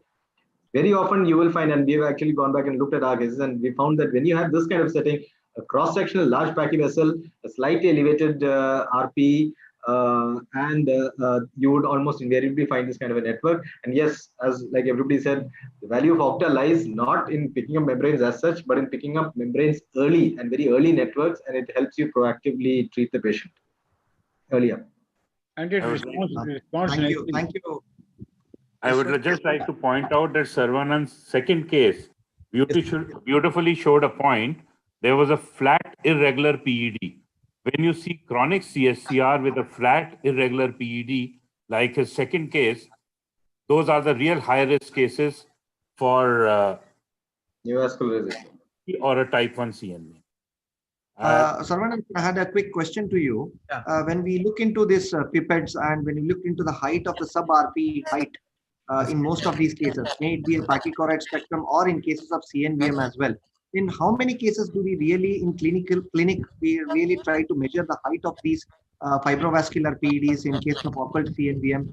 And do we try to correlate with the Octa and try to see whether to inject or not to inject? Because most of these cases doesn't have fluid, either in the intraretinal or the subretinal fluid. So do we really look into these, and if there is increasing height of these fibrovascular PED, and do we have to treat these cases? As Lalit sir already pointed out, in the absence of any surface signs like either CNV or SRF, I wouldn't be very keen on treating these patients. Right now, we don't have any recommendations as per Octa to whether to retreat or not. Mainly, we look at the structural OCT for surface signs to decide whether we need to treat. Thank you very much. We shall now go on to our next segment of this webinar. Oh my God, I had a complication. And in this, our first speaker is Dr. Aniruddha Maiti, who's a senior vitreoretinal consultant at Shushruta Eye Hospital in Kolkata. Presently, also the chairman, scientific committee of OSWB, and a very well-renowned surgeon with great attributes. He is going to be talking to us on intraoperative surgeries, bleeding, spontaneous retinotomies, and lost ILM flaps. Look forward to hearing about it. Thank you, Chitra Madam and Srinivas for giving this opportunity. Well, I will be showing few of my intraoperative. Each one of us might have faced a code red situation while operating. The cases may not be complex cases, but complication might lead to a challenging situation. Here in this video, I will show complication occurring in three simple routine cases. Case 1. This was a case of a simple dislocation of IOL. I started with core vitrectomy and then peripheral vitrectomy to make sure that I do not drag any vitreous strand while taking out the dislocated IOL. I pulled out the IOL with the cutter till I reached the pupillary plane. Then with the help of a forceps, I pulled out the IOL in the anterior chamber. After making the main wound, I tried to pull the IOL outside, but the trailing haptic got stuck in the iris. With a Sensky hook, I tried to dislodge it from the iris, but the haptic caused iris injury and profuse bleeding started. Then I pushed viscoelastic and tried to manipulate the stuck IOL from the iris. By this time, the bleeding trickled down in the vitreous cavity and anterior chamber.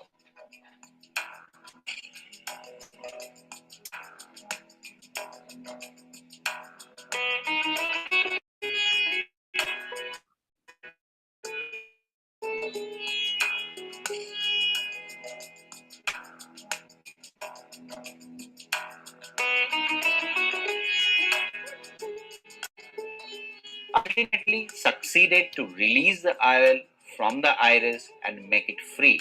Then the IOL was taken out. By this time, the posterior chamber was full of blood, which was gradually aspirated by the cutter.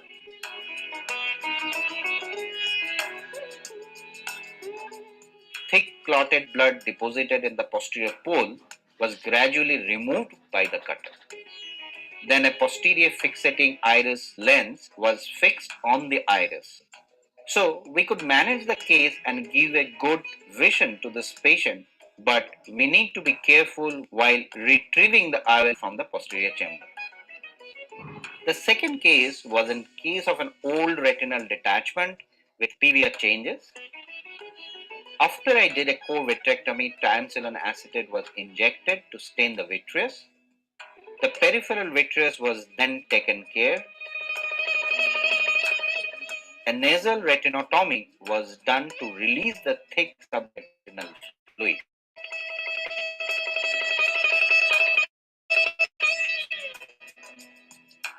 But while performing a fluid ear exchange, a rare complication occurred. All the quadrants had a series of spontaneous radial retinectomy and thereby the retina settled. Laser was done around the retinotomy, the primary break, and a series of retinectomies. The cause of multiple retinectomies might be a stiff and atrophic retina. Putting a 360-degree encartilage band might have prevented the multiple radial retinectomy. At the end, we had a nicely settled retina where silicone oil was injected as tamponade. The third case was a case of a simple macular hole. After staining with BBG dye, the eyelid peeling was started.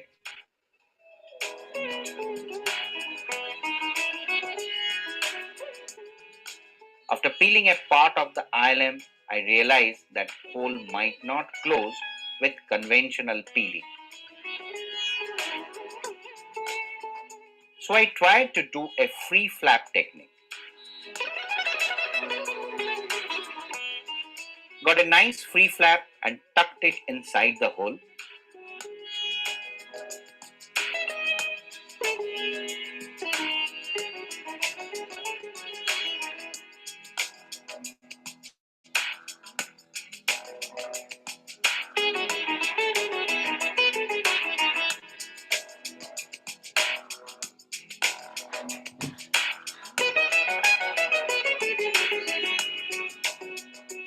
But as I shifted to fluid air exchange, the flap dislodged from the macular hole. Ultimately, the hole was closed nicely by conventional peeling and mechanical manipulation. The take-home message from the video is to have a proper planning before the surgery. Many steps like putting PFCL while peeling the ILM, using valve cannula, or using a chandelier light with the help of which we can stabilize the ILM with a forceps could have prevented the lost flap. So to conclude, any complication, irrespective of its nature and extent, can be resolved through patience and timely management. Thank you. That was an amazing presentation and great quality of video, Doctor. So let's have some questions from Dr. Srinivas. Yes, sir. Very, very nice presentation where you showed in all your three cases. I think the second case was shared in VRSI as well.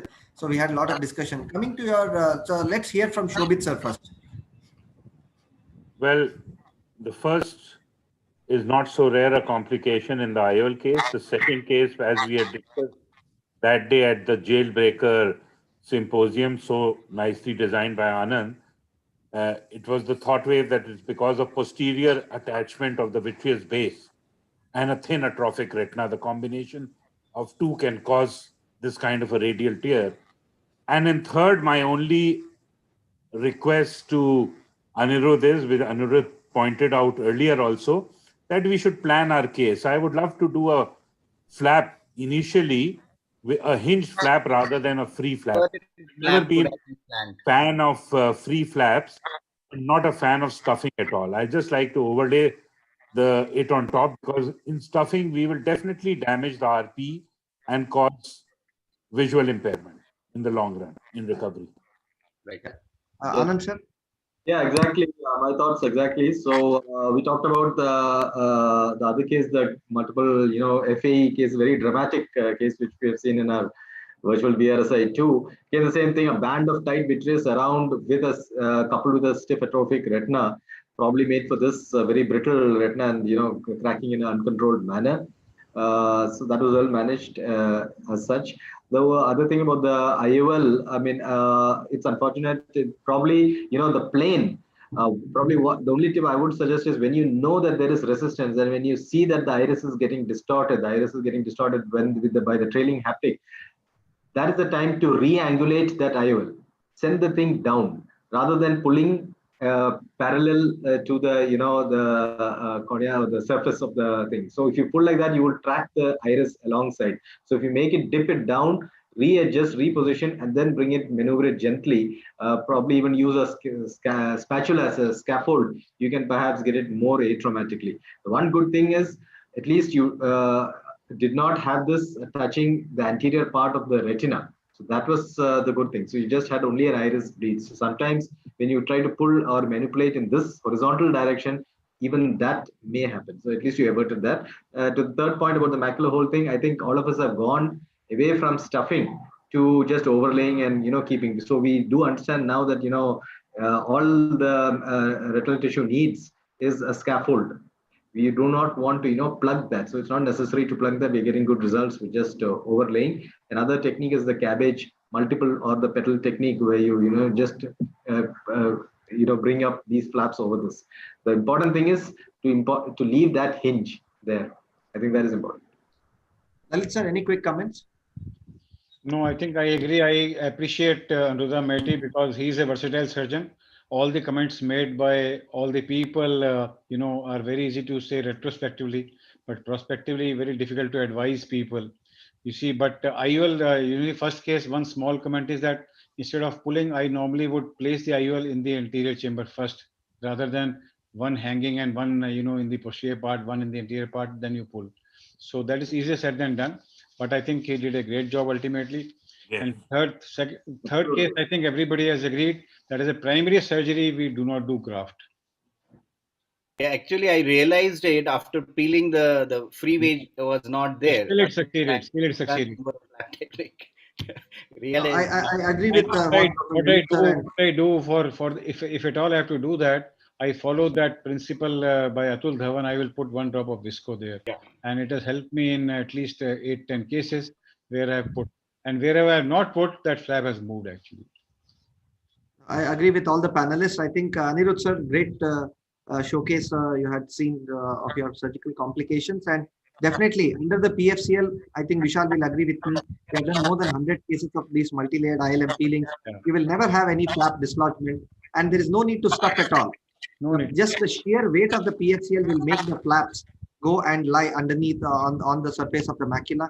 I think that will definitely prevent. The only thing we have to be precarious is why do it fluid air exchange? We just have to shift it and move the PFCL away, because with the active suction, there might be a flap dislodgement. That's the only thing I would like to say. Thank you very much for sharing your cases, sir.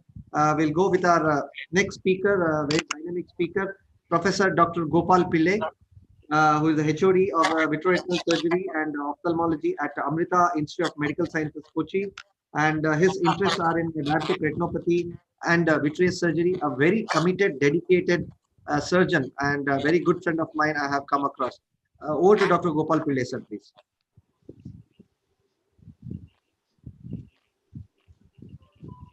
Gopal, sir? Yeah. Share your video. No, you are sharing, no, from your side. No, you have not shared it yet. Sir, you have the video? I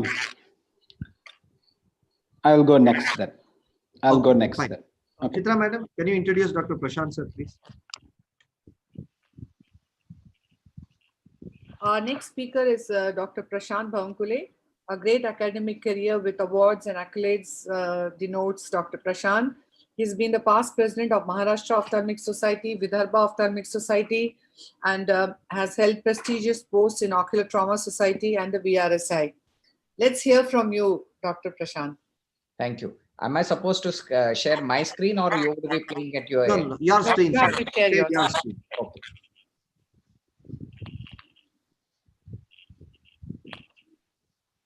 Thank you for this opportunity. Initially only Dr. Chitra ma'am and Srinivas for this. And now I'm playing the video. Good evening, friends. Not uncommon is the situation when an intraoperative rate happens during vitreous surgery, compromising an otherwise predictable outcome. Diabetics, hypertension, and patients with renal impairment have increased tendency of bleeding. Anticoagulants like aspirin and clopidogrel does not increase the bleeding tendency and need not be stopped. But the group of drugs which alter INR need to be checked and stopped. These are the various techniques which are at our disposal for achieving an hemostasis if there is a bleed. Now, this is iron peeling being done in a case of a retinal detachment. And suddenly, when I'm peeling, there is an avulsion of a vessel. Here, the whole vessel is avulsed. Here, I raise the intraocular pressure, drain the blood, identify the cut ends of the blood vessel, and after that, I cauterize only the cut ends of the ligated, or rather, we cannot ligate, so we cauterize the ends of the blood vessel and achieve an hemostasis. Second case, here, a case of a retinal detachment with anterior PVR. And here I am draining the, peeling the peripheral membranes. I create a small drainage retinotomy over here. And while I am creating a drainage retinotomy, there is a big bleed over there. Probably I have damaged a choroid. I cauterize. The blood has gone subretinally, draining with the help of a flute needle. It's not coming out so easily. I now use a forceps to drain it off. And again, I complete the retinectomy, which was essential for flattening the retina. And again, the ooze starts. The ooze now is more severe. And I complete the retinectomy, identify the area from where choroid is bleeding. And then I cauterize with the help of a routine cautery. And then the routine steps were uneventful. A case of a proliferative diabetic retinopathy, where we have almost complete at the end of the completion and the last part of the membrane being peeled. And what I notice when I'm peeling this, the blood has gone subretinally. This subretinal blood, now I'm trying to remove the pre-retinal blood, but the hemorrhage subretinally is going on, increasing, and probably it might come into submacular region is the fear. And so I created a retinotomy and tried to remove the clot over here. Now when I'm trying to remove the clot, the ooze continues. Yes, I do achieve succeed in achieving removing that clot, but the bleed starts again. Finally, here, we could not achieve a good hemostasis. The blood kept on percolating. We did cautery, we raised the intraocular pressure, but finally we used a PFCL bubble, first initially to protect the macular, submacular creep, and then to pressurize the bleeder. And we could achieve an hemostasis by putting a large PFCL bubble. This is another case of proliferative diabetic retinopathy, where we are trying to remove the last part of the fibrovascular tissue, which is attached over here over the disc. And when I try to pull up the fibrovascular tissue over the disc, the ooze starts from the disc. We raise the IOP over here to achieve hemostasis. We keep on draining the amount of blood which is accumulating over the macula, but still the ooze continues. You cannot use a cautery over the disc, and here I am draining the blood. So finally, I decide that yes, the ooze is minimal, so I should continue with the rest of the state. Probably the time would help in achieving a hemostasis. Yes. And so I have completed part ILMP, draining the intermittently. 1 minute left. Accumulating over the disc, and still the ooze continued. And then I decide to press that ooze at the posterior over the disc with the help of a closed blunt forceps. And you can see where we, after pressing it, we could achieve an hemostasis. So to conclude, there are various steps to control intraoperative bleed, and you have to go in a stepwise pattern. You have to raise intraocular pressure. Sometimes, especially the disc bleed can be stopped with a simple pressure with a blunt instrument. Try to use cautery minimalized because it causes necrosis of the retina. And rarely, if the bleed is quite high, fluid air exchange and PFCL can be of a rescue. So most important thing is perseverance on such difficult roads can lead you to a predictable outcome. Thank you. Dr. Prashant. Dr. Srinivas, could you take some questions? Yeah, I would like to thank you, Prashant sir, for sharing those 3 wonderful videos. I have a quick question to the panelists here. Sir, when the blood, subretinal blood is away from the posterior pole, so do we really have to drain it in the cases of this PDR as shown by Dr. Prashant sir in the second case? How many of us really try to go do a retinotomy and try to drain it? Because the tamponade what we are using is the gas, which will try to keep the subretinal fluid coming underneath the macula, but very nicely done.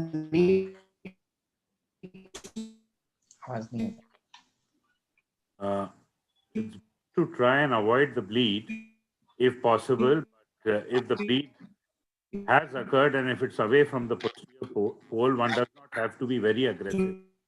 I would just like to add a point to Prashant's armamentarium of controlling bleeds, that if it's a diabetic ooze, one technique which I have found while diabetic peeling very useful is to put, besides elevated IOP under air, I like to put a few drops of triamcinolone acetonide on the oozing area, and I find that is very effective. The particles somehow block the microvasculature and the ooze tends to stop. I would like to ask what is Lalit and Anand's experience on this?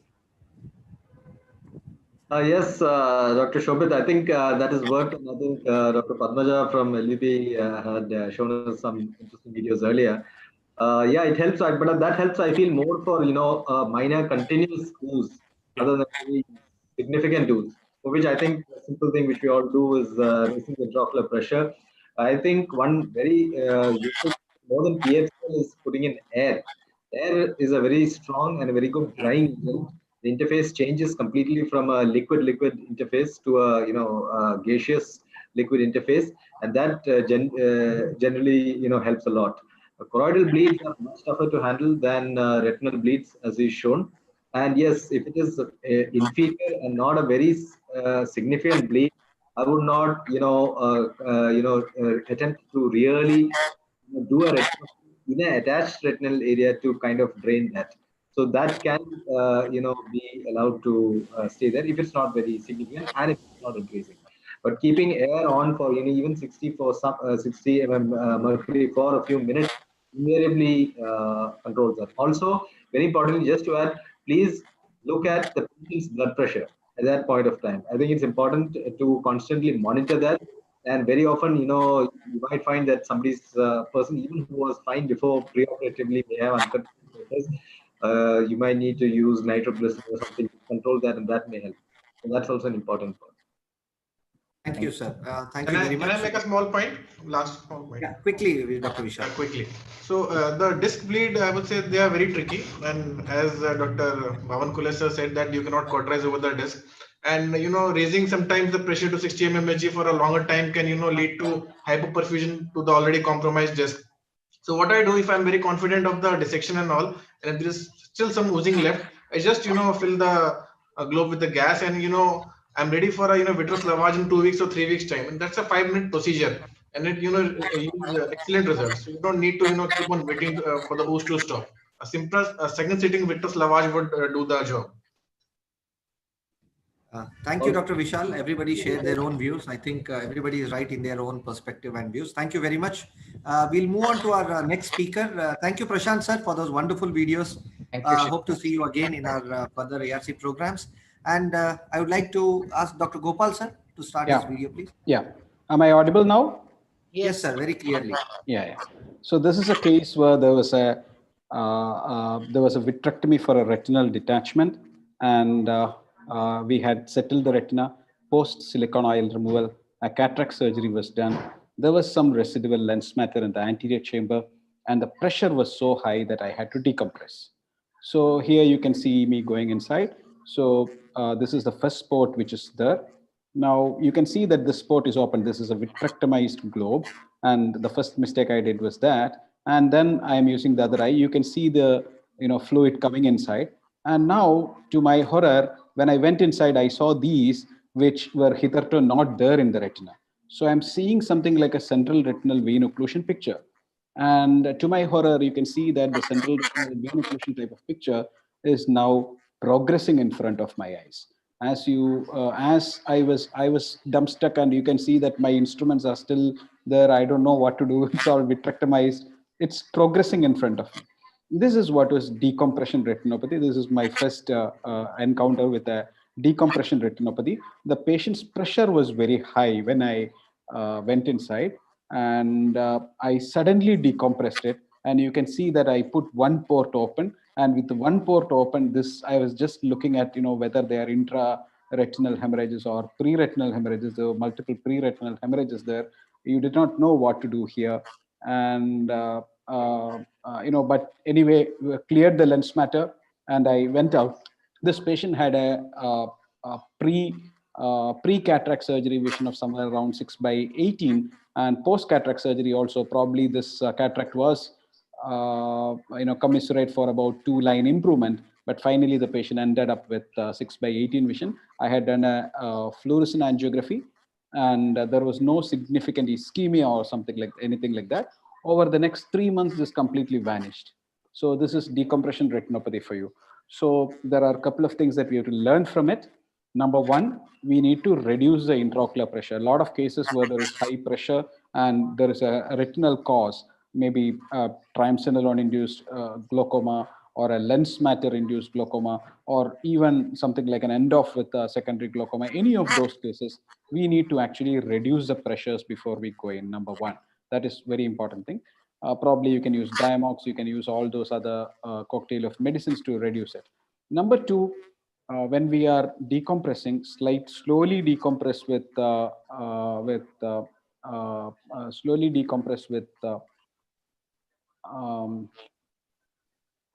25 gauge system, and then probably what you can do is slowly take the stillet out a little bit, and so you are graded decompressing the vitreous. So that is how probably we can avoid this sort of a situation in a high pressure. I welcome to your comments, because I don't know how many had this. This is my first and only case that I had like this. That was a very interesting case, Dr. Gopal Pillai. Now, could this also happen in a case of a nucleus drop, which happens sometimes rarely with the anterior segment surgeon? This kind of scenario can happen, or that means you need basically, to... here was one case in which the pressures were very high and I decompressed very fast. Probably, I think that is the reason for this. So nucleus drop or any other reason, either could be an increase in ocular pressure, which we decompressed fast, may cause this. Thank you, Gopal sir. Any quick comments from the panelists? And would you prefer using a valve cannulas in these cases, sir? Because currently we saw the gush of fluid coming out, and putting a valve cannula would it have made a difference, or still it would have gone in for the decompression rate? This is about 10 years old, where valve cannulas was not there at that point of time. So but do you now think that valve we will all cannulas would have played a role in this, or even because when you use the valve cannula, again you're going to use the cutter inside. Again, the suction is going to come. Again, it's going to decompress. So but whether at least with the the valve decompression cannulas is going to also be a can little this thing would have slower. happened? But at least the decompression is going to be slower. Definitely. More than the valve cannula, the machine pressure should be slowly kept at about 40, 45 and then slowly brought down. I think that would help more in a, machine-based decompression. Okay. Rather than, Very well. Yes. Well And taken. exactly. Gopal sir, just one point. I have faced this sort of a situation and completed the surgery with PVT induction. But do you really think that removal of those pre-retinal hemorrhages? Nothing. No. It is not Absolutely necessary, not. right? It's a no. It resolved because you are cherry picking every hemorrhage. So I was just thinking nothing. whether you. I was just trying to pick up whether they are intraretinal, pre-retinal. I was just looking at that. That's all. Gopal, And making a instead of good bleeding, video. rather than raising the pressure, would have helped more bleeding in those cases, Gopal sir? Correct. That would have helped. Actually, it may have helped. Yeah. Yeah, I would just like to add that this kind of situation is something that can happen when you're operating on NVG cases. So any preoperative reduction, one, even using mannitol, decompressing the vitreous, reducing the pressure that way.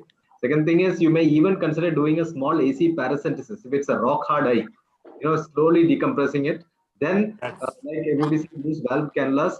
And now the Rampage, our Constellation machines give us this, the IOP control. So that once you have that with valve cannulas, the pressure inside the eye is under your control. And then you can, like Shobhit mentioned, you can start initially slightly higher and then slowly taper it down. Also, never to evacuate those hemorrhages. Those will just dry off slowly by itself. You don't need to do that. Okay, thank you. We'll move on to the. Yes, I think we learned a lot of excellent video of Gopal and nice points made by everybody. We have learned a lot of things by glaucoma surgeons who, whenever they are operating, they don't take up any case inside the theater without giving mannitol and decompress very slowly. So I've seen our glaucoma people, any pressure high, first mannitol and then take inside. That should be. Actually, this was a vitrectomized eye, and in a vitrectomized eye, mannitol does not have a lot of role. Yeah, but I think what Anand said, a slow decompression. Absolutely. That really makes a difference.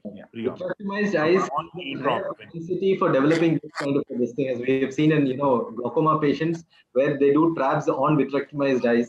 They have a higher propensity for post-operatively. They may not notice it, but you will find it next day post-operatively.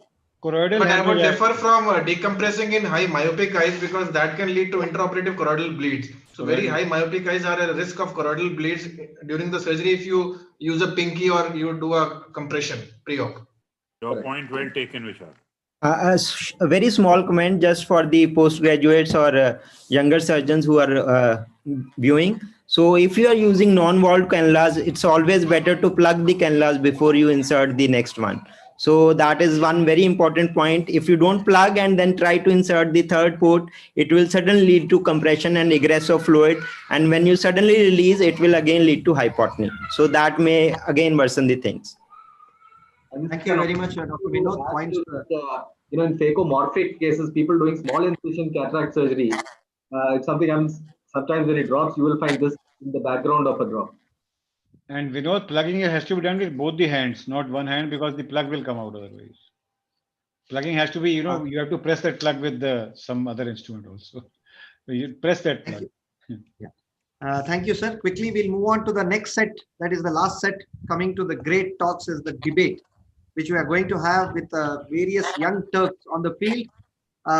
So first, we would like to start with Dr. Daray Shroff, the vibrant and energetic part of the talk he's talking is ICGA has a definite role, and he's going to argue against another young Turk from Jaipur who would say that no, ICGA is really not required. So let's hear from both of us.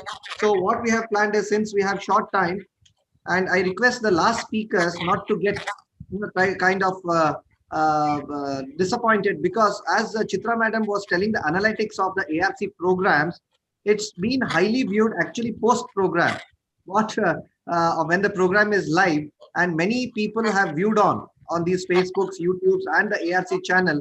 I think we still have a lot to go. Over to Dr.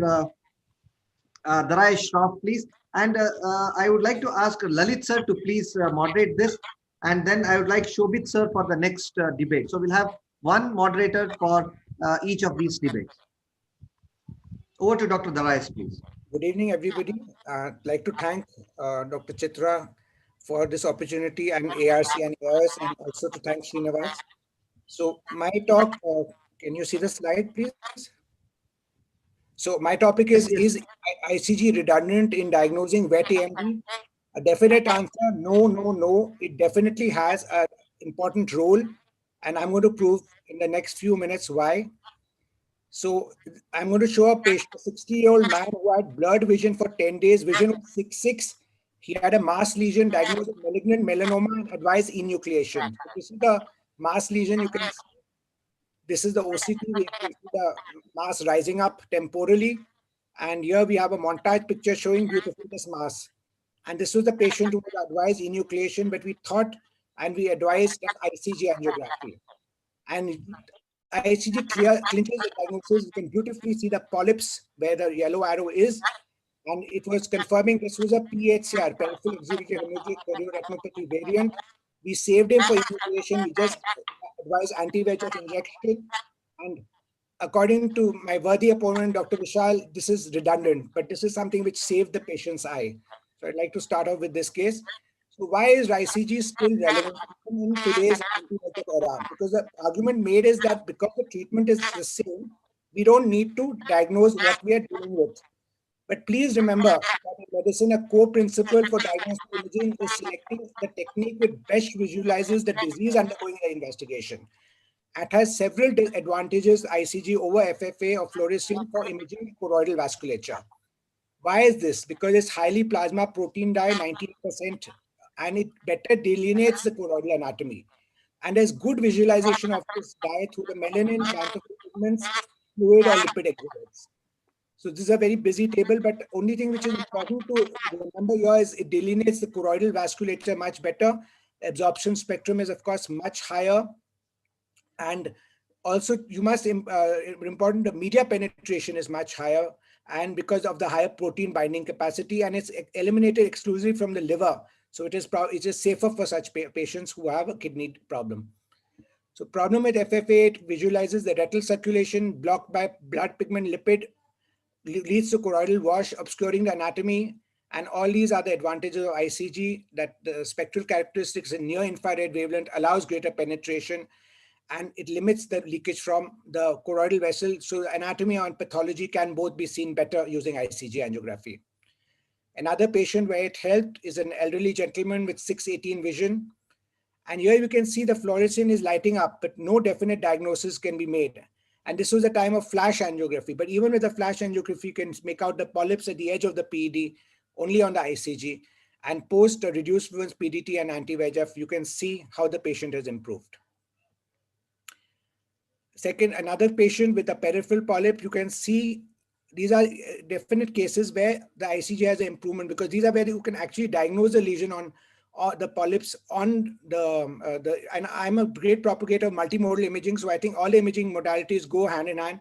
You can see the OCT done right in the periphery, how beautifully it's showing this lesion, but the reason why it is there, that is only seen using the ICG. Another case, this is a case where multimodal imaging has helped. You can see these polyps quite fairly well on Octa, but I would like to beg to differ that best thing for this, I think old is gold, ICG is still much superior to OCT angiography for diagnosing these peripheral polyps. Here is another case where we can see FFA on the left side and ICG on the right, and where FFA is just showing some diffuse hyperfluorescence, ICG is really picking up the lesion well. 1 minute left. Peripapillary CNVMs also, what is very interesting is with multimodal imaging, the polyps are best seen on the ICG, but BVN is seen well on Octa. So for polyps, another case, again, the polyps you can see pre and post treatment seen best using ICG angiography. I'll just wrap up. I think these are enough cases to prove it, but again, you see the beautiful polyps pre and post therapy and the OCT B scan showing resolution. I conclude by saying not only by PCV, even at type 3 CNV, the RAP lesions, how beautifully it is seen or using the ICG, whereas the fluorescence is just giving us stippled hyperfluorescence. So is it redundant? No, it has a valuable role in diagnosis, prognostication, and management of wet AMD even today. Thank you very much to AIOS and ARC. Fantastic, Darius. Beautiful set of cases you have said. Thank you very much for that kind presentation. Over to Dr. Vishal.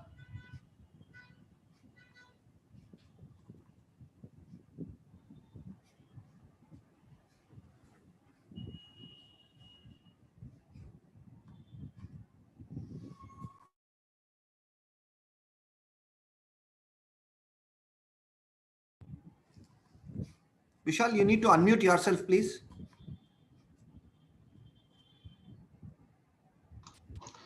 Am I audible? Yes, yes, go ahead. Yeah. Thank you, Chitra Madam, Srinivas and Team ARC for having me here. And I'll be presenting my rebuttal that ICGA is not really required in diagnosing wet AMD. And thank you, Darius, for enlightening all of us on the pharmacokinetics of FFA and ICG. I really appreciate that. But I think basically that no rocket science is required, to understand the fact that in the present scenario, ICG angiography is not required to diagnose wet AMD or its extended spectrum in the age of multimodal imaging. And I'll, pass you through some representative case, which will, make my message clear. So case 1, 61-year-old female, bilateral pseudophakia, left eye diminution of vision and metamorphosis over the past 2 weeks. And this is a classical case of type 2 CNVM. And this is the ICG and the FFA. And as you can see in the later phases, ICG still has just a small spot of hypersenescence, whereas the FFA is now trying, is now beginning to show the whole margins of the membrane. And in the late phases, you can see the membrane in all its glory on the FFA, whereas ICG is still inconclusive at this stage. Case 2, 70-year-old female, male, bilateral pseudophakia, again left eye diminution of vision for the past 3 weeks. You can see stippled hyperfluorescence on the FFA and not much information on the ICG in the same frame. And as you go across the frames and down the line, you can see the beginning of the leakage and expanding the leakage on the angiogram, and still no conclusive lesion on the ICG. And further strengthening the point, in the late stages also, you can see the membrane clearly on the FFA, but not on the ICG. And the OCTA confirmed a membrane in the outer retina and the choriocapillaris layer on the OCT angiography. Case 3, 52-year-old female, bilateral phakia, clear lens, diminution of vision in the right eye for the past 3 weeks. As you can see in the image, there was a large serosanguinous PED, a lot of exudation, and on the OCT B scan, there was a thumb-like PED, and you can see the RPE duplication and a lot of intraretinal fluid with hyperreflective foci. And a clinical diagnosis of IPCV was made, although we did a FFA and ICG in this case also, hoping to to look out for some polyps in the first few minutes. But to our dismay, we could not find because of the overlying large PED filled with fluid. And in this case, though, both FFA and ICG were not very helpful in the diagnosis. Although the treatment was intravitreal aflibercept, which was given to the patient, and the patient responded fine. Case 4 is a 60-year-old female, bilateral pseudophakia and left eye diminution of vision for the past 3 weeks. You can see a lot of exudation superior to the fovea, a large PED inferior to the exudation, and this is a thumb-like PED with again intraretinal and subretinal fluid with duplication of the RPE. And here in this this case was presented in the center where we had that fundus ICG, not the SLO based ICG, and you can see the FFA and you can see the ICG, and this fundus based ICG you cannot make out the details as compared to the laser the CSSLO ICG, in which the details are very clear. and the thing only you get is that small spot of hypersenescence, not exactly a hot spot, even in the late stages of the ICG. But on the OCT angiography, we could clearly see a small BVN along with a polyp, and the patient was diagnosed with IPCV and was injected with intravitreal aflibercept. Last case is a 72-year-old female bilateral pseudophakia presented with right eye diminution of vision. As you can see, hyperreflective spots. There was an intraretinal hemorrhage on the FFA. We could see anastomosis. We did not do ICG in this patient. We considered it to be a case of RAP, and you can see the large PED, and the patient had reticular pseudotruncence. So the point here is ICG angiography historically was introduced in 1970, and before 90 there were no high definition cameras to know the utility. But after that time, it paved the way to define RAP and IPCV, and to define the vascular patterns on ICG. And because at that time these CNV, especially the occult CNVs, juxtafoveal, extrafoveal, RAP, IPCV, were amenable to laser photocoagulation, and the subfoveal CNVMs to PTT. And the indications are CNVM, PEDs, PCV, RAP, CSR, intraocular tumors like choroidal hemangioma. But the classification of CNV based on its angiographic characteristics were regarded important in the past. And the treatment fundamentally at that point of time was thermal ablation. But as soon as the SD-OCT arrived and the use of anti-VEGFs was there, and which has taken as the first line of treatment, in the diagnosis, follow-up, and the prognosis of these patients, I think ICG is redundant as of now. The recent introduction of OCT angiography has further, improved our understanding, as we are, gaining experience in interpreting OCT images, and reduce the need for ICG and even FFA for that matter, and its associated side effects of any invasive diagnostic procedures. Coming to the economics, which is a very important point, ICG is only useful to my mind if it is a SLO-based ICG, because the images are far superior to the fundus-based ICG machines, more so in patients with media haze. But the caveat here is the cost increases around 4 times, prohibiting its widespread use. So to conclude, ICG angiography still remains necessary in some indications, like IPCV and RAP. But the diagnosis and management in most cases of wet AMD, ICG may serve as an adjunct.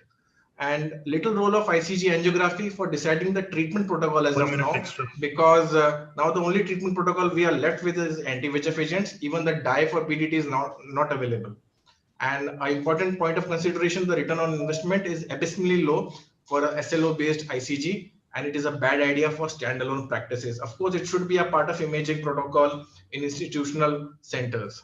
Therefore, my conclusion is ICG angiography is not really required in the diagnosis of wet AMD in the present scenario. Thank you all. Thank you very much, Chitra madam. To unmute yourself, please. That was a very nice debate, but let's have our moderator take on. Lalit sir, I just wanted, I think both of them nicely explained. Both Vishal and Drais are smart people. Both of them chose cases which, suit their title of presentation. And Drais is smarter than Vishal because he chose a patient of supposedly tumor, where he glorified by saying that it was going for enucleation. And ultimately it turned out to be a peripheral variant of, IPCV.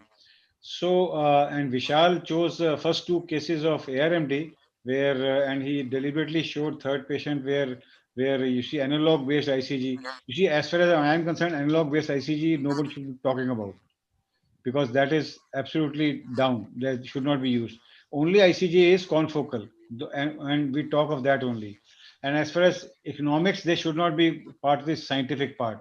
Economics is okay. Economics, Vishal was trying to deliberate 4th point where economics ka issue that is not there. So what I think is, you see, in a routine management, you see, Apurva presented 9 points of, where Octa and can give a lead for IPCV. So by and large, majority patients of IPCV, even IPCV, in ARMD, I think most of us do not do ICG at all. Majority do not practically do, although theoretically we should be doing. So only in patients of IPCV, where you are contemplating PDT as the modality, where you want to pick up polyp and BNV's branch vascular network along with it, and you want to calculate the size of the LSS or the GLD, their ICG is definitely required. Otherwise, the role of ICG or even angiography is decreasing with the advent of OCT and Octa. So that is my comment. So you agree with me? Partly. Can I add one point to the reason is most of the practice can do without ICG, but once you are treating IPCV and definitely diagnosing IPCV, that polyp what you see or speculate on Octa, till the time you see an ICG-A, you will not feel happy and satisfied to do PDT. So there is no dye available right now. Yeah, that's okay. That does not mean that we don't do it. We are running short of time, so I'm going to move on. But wonderful discussion. Fine. Wonderful Fine. talks. Our next team is going to be led by another prolific surgeon from CFS Hyderabad, Dr. Rajiv Reddy, who is going to argue for OCTA that it has changed the life for the VR surgeon. On to you, doctor. And I look forward to Dr. Vinod Agarwal, rearing to a great Victoria retinal surgeon from RP Center, who will then take on to discuss against the motion. So you should be ready to take on right after Dr. Rajiv Reddy, Dr. Vinod. Yeah, correct myself. I'm Dr. Rajaram Reddy from Retina. Sorry, Rajaram. I'd like to thank ARC and all the members of AIOS for inviting me for this, for giving me this opportunity. I took the liberty to change the topic from a VR surgeon to a retina specialist because actually it doesn't really help us in your surgeries in any way. Octa has made a tremendous difference in the way we manage and treat medical retina and uveitis disorders, and that's what I'm going to talk about. Initially, when we acquired the gadget, we were using predominantly to look for macular perfusion in a non-invasive manner in case of diabetic macular edema and vein occlusions and ARMD. Subsequently, as the literature kept coming over to how to interpret the depth of information, literally, we were ordering more and more Octa in our patients, and the patients also benefited tremendously from the decreasing the number of investigations that we were ordering to come to a final diagnosis as well as treatment.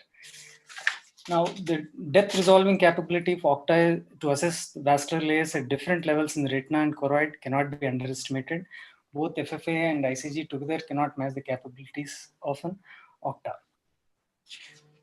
So as the capabilities of the machine, the upgradations have happened, we could take a 12 into 12 millimeter scan and do a montage, and we will routinely do a Octa to diagnose a PDR in sick patients who otherwise fluorescein angiography cannot be done for other clinical reasons. So the inability of Octa to detect leakage is advantageous, as the hyperfluorescence due to leakage and window defects may impede the detection of CNP areas. We can detect the CNP areas very clearly in these cases. Yeah, and I'll be showing a couple of cases to highlight the importance of Octa in day-to-day practice.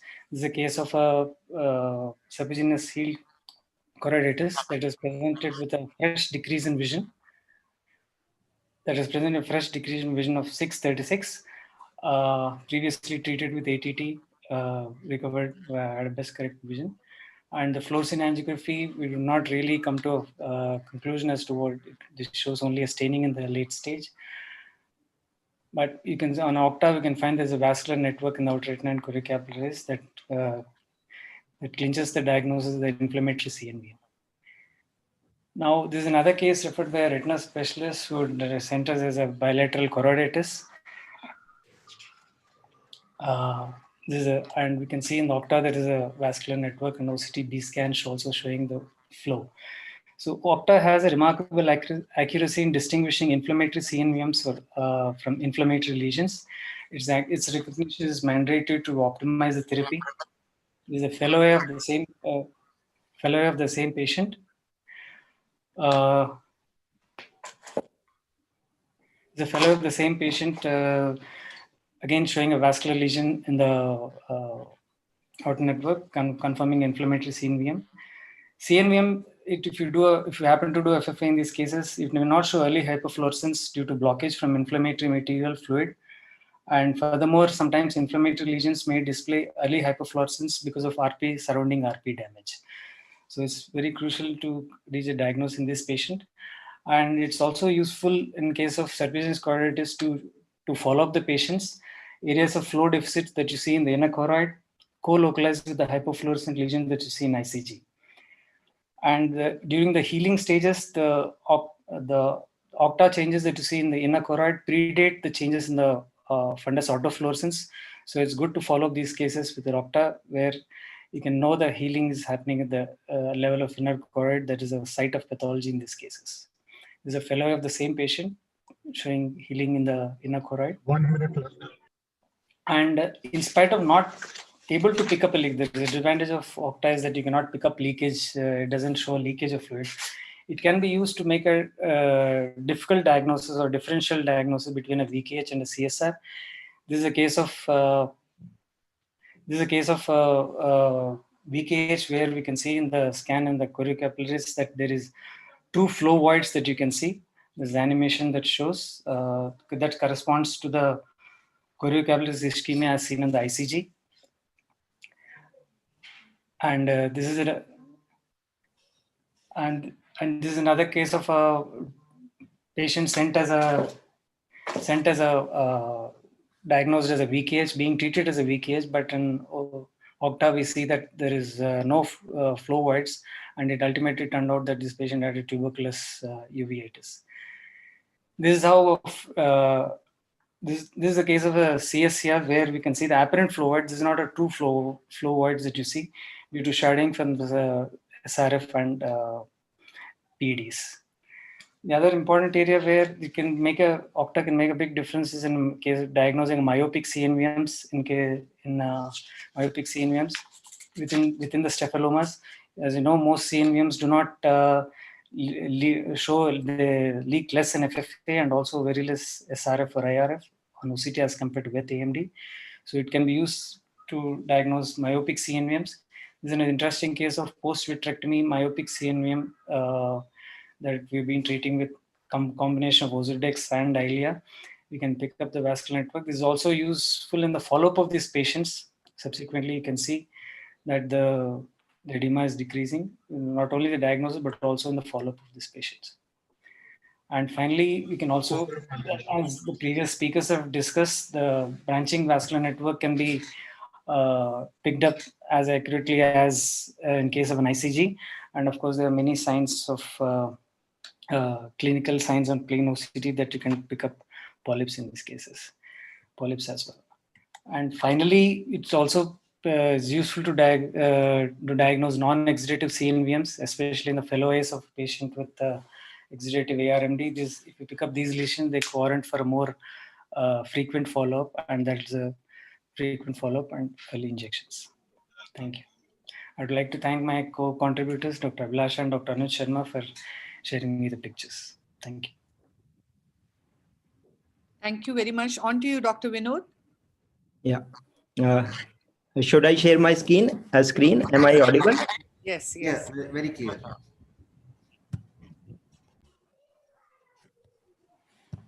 Okay. Is my screen visible? Yes. Yes, sir. Please. Okay. So I agree with Dr. Reddy to a certain extent. Life has changed for retina people with the invent of octa, because now they have to worry about one more gadget.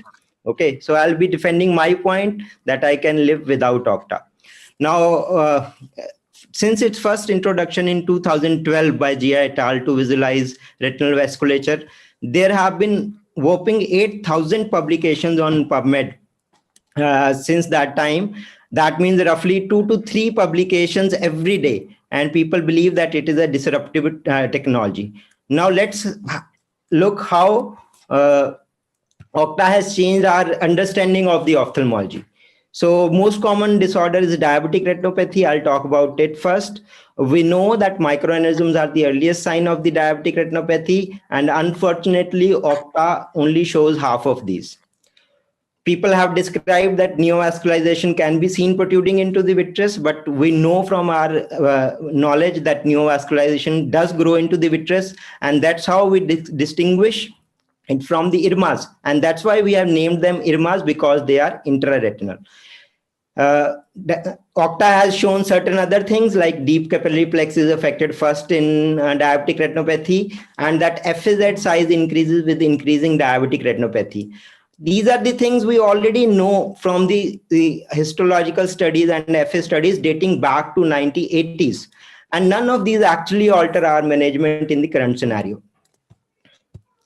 Coming to practical part, it is said to help in the easier detection of neovascularization, but since many occur in the periphery and limited view of the Octa is a major deterrent to this. One should not forget that neovascularization is a clinical diagnosis, and simple red-free photographs on our fundus cameras can easily augment our diagnosis. People say that FAZ can be easily seen on Octa, but we should not compare 3 to 5 degrees Octa pictures with 50-degree FA pictures, as horses cannot be compared with elephants. Coming to non-neovascular AMD, that is dry AMD, Octa has shown that there is trend to decreasing choriocapillaris density with increasing AMD severity, a fact we already know from studies as early as 2002. Dr. Reddy also highlighted that we can see non-exudative neovascular membranes in patients with dry AMD. But again, we knew that these membranes, these asymptomatic type CNVMs do exist, and we had the ICG evidence of these in studies as early as 1998. Especially evaluation of the structure beneath the RP on Octa is confounded by the shadowing from the RP and the structures overlying. There are several attenuation and projection artifacts, and every Octa talk, session would have a large amount dedicated to artifacts we talk about. This is because it is not easy to interpret Octa findings, especially when we are talking about the sub-RP space. Perhaps the most immediate clinical applicability of Octa is in neovascular AMD. It is said to help in diagnosis, but remember, Octa could detect only 2/3 of the CNVs in a recent randomized control trials. We can see the feeder vessels in almost all type 1, type 2 CNVMs with the help of Octa. But again, we have it does not help us in our management, and we already know this fact by the histology studies. We know that there is a good drop of choriocapillaris surrounding the CNVM, well shown by Octa, but again a previously known fact. So you see, most of the findings which have been revealed in the literature are already known, and biggest challenge remain the artifacts which are related to projection artifacts, and atrophy in the AMD eyes further complicate the issues. Much effort is being put into whether Octa can differentiate between active and inactive CNVM, and we all know that currently Octa cannot be used to define our retreatment criteria, and there's no consensus in the literature as to what happens to the CNVM size after treatment. Octa is said to enhance the diagnosis or aid in the diagnosis of CNVM in a variety of disorders. Just an example here, this middle-aged female who presented with decrease of vision had an obvious CNVM on the Octa, but you see the FA, there is no leakage, OCT shows no fluid. And of course, this patient, if you go by the history, last injection was 6 months back, and there are no visual complaints. So Octa will show you a whole lot of membranes which actually do not need any treatment. Again, a 60-year-old male with CSC, you see the 5 flat irregular PED, Pecchi vessels. We know that nothing is to be done to this patient, but again, Octa will pick up a membrane and will not know what to do about this membrane in our follow-up. So lastly, this is from editor of Ophthalmology Retina. I sent a paper and see what a reviewer has written. Octa imaging is not very useful in making the diagnosis or response to treatment, etc. Just an exercise to perform the Octa imaging.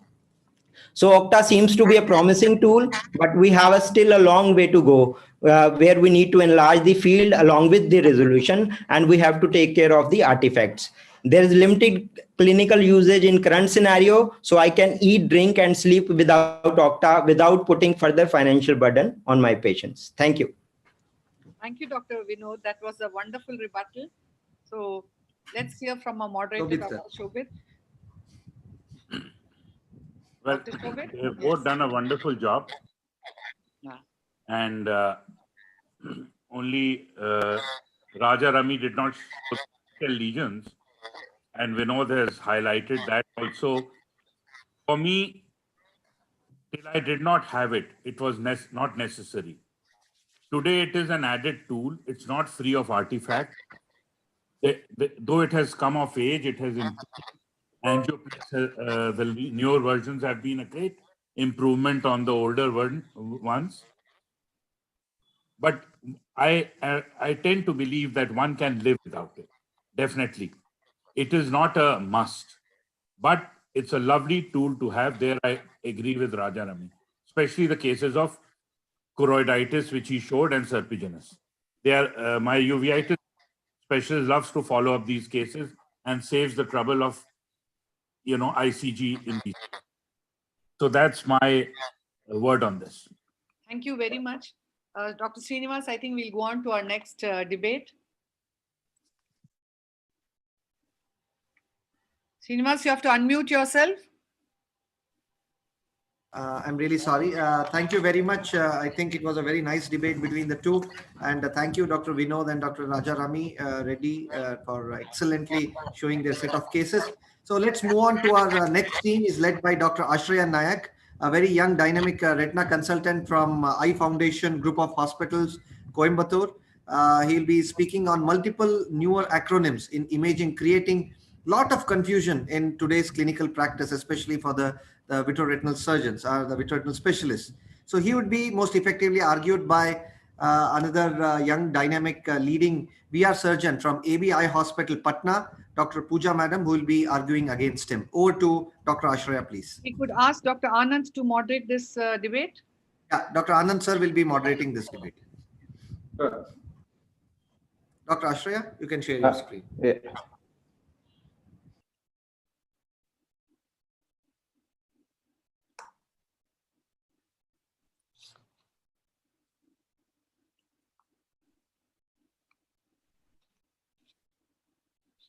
Sir, are my slides visible?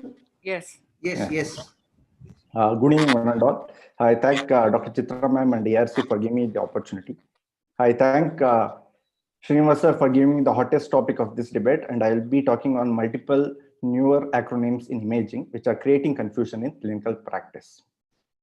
Acronyms are very fascinating and can look intellectually exciting to use in our daily practice, but when they become too many, they play their own part in causing confusion in the management of the condition.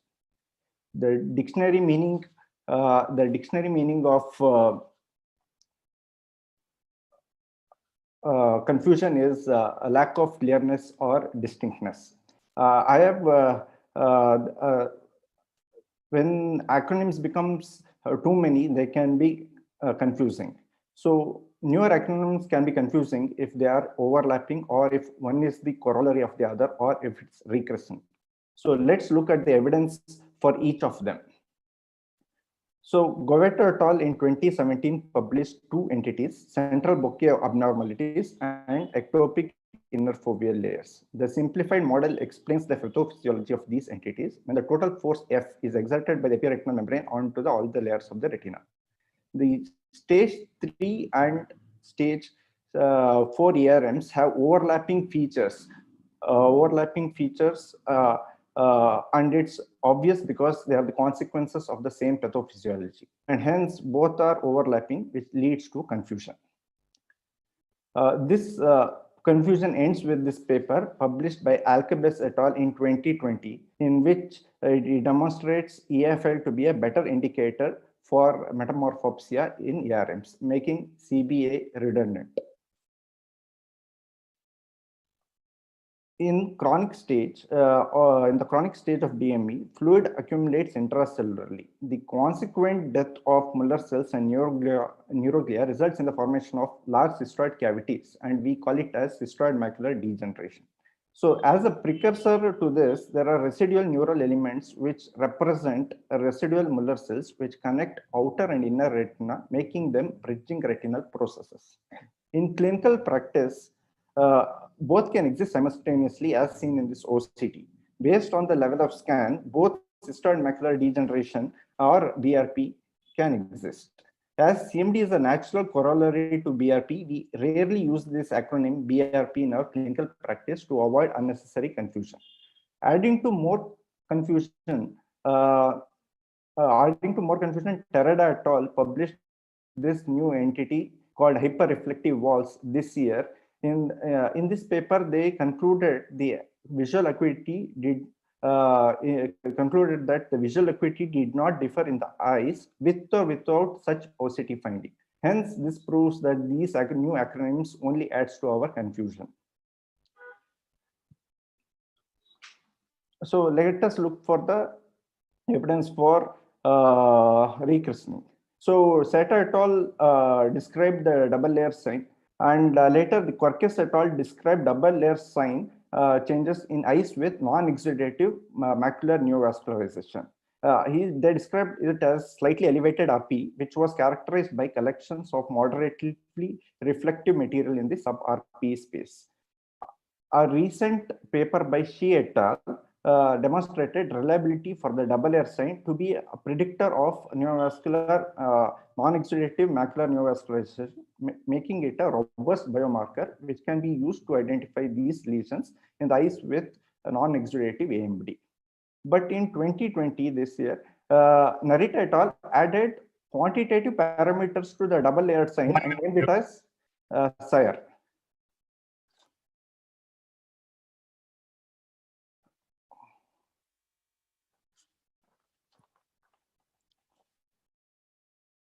Hello? Yeah, you have 1 minute left, Dr. Yeah, adding to the confusion, this SIRE cannot be differentiated just with the difference of 100 microns of RP elevation. So again, this SIRE is a rechristened format of a double layer sign. So adding to the another confusion, this new entity called NED-NR described in 2018 with advent of the fluid study again adds to our confusion.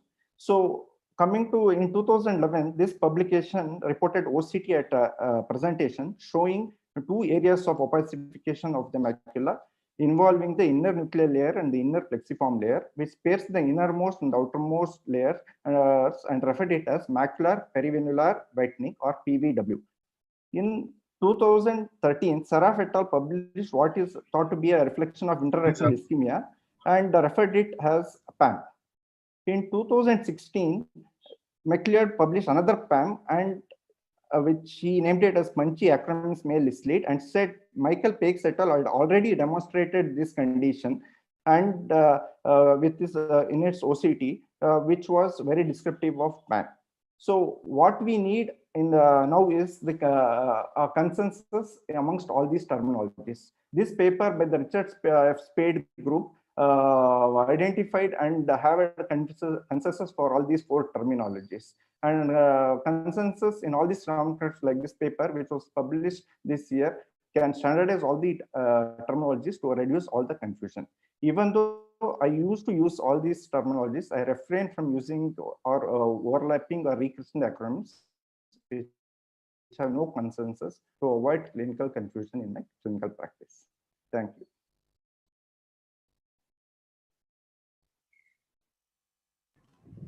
Thank you, Dr. Ashraya. Very nicely put with very beautiful anecdotes and examples with the various clinical trials which have been conducted against the multiple acronyms. Over to Dr. Pooja, madam, please.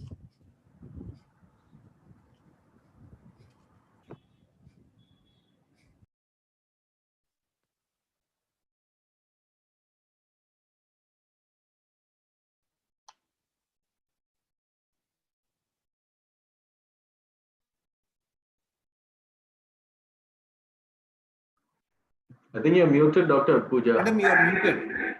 You need to unmute yourself, please. Yeah. A very good evening to everyone. Multiple newer acronyms in imaging are providing essential guidelines in treatment, and they are not like an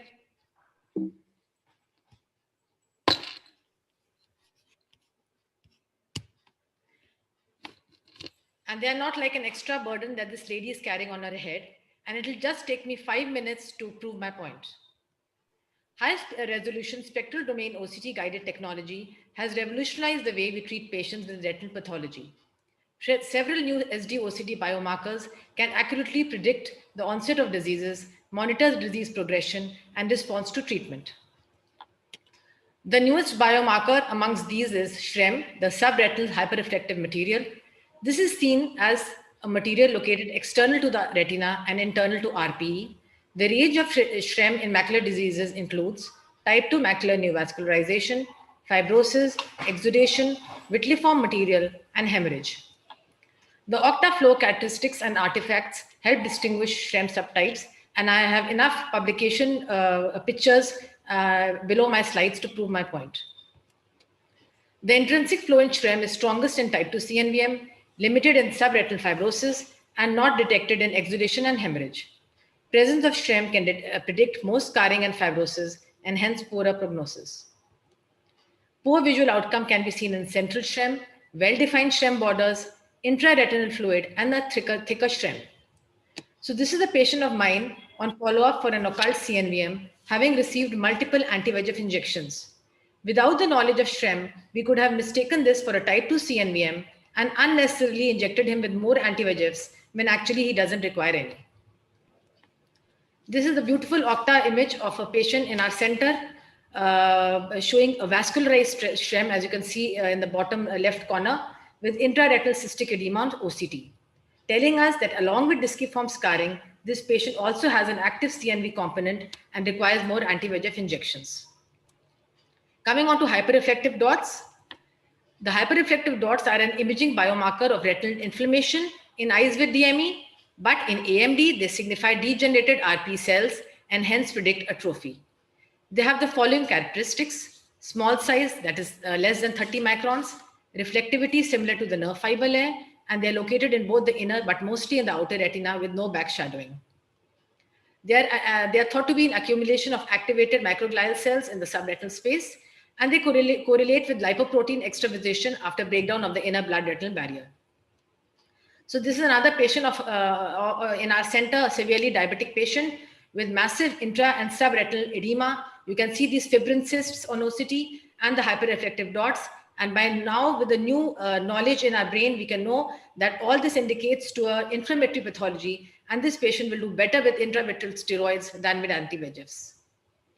Coming on to DRIL, a very important biomarker.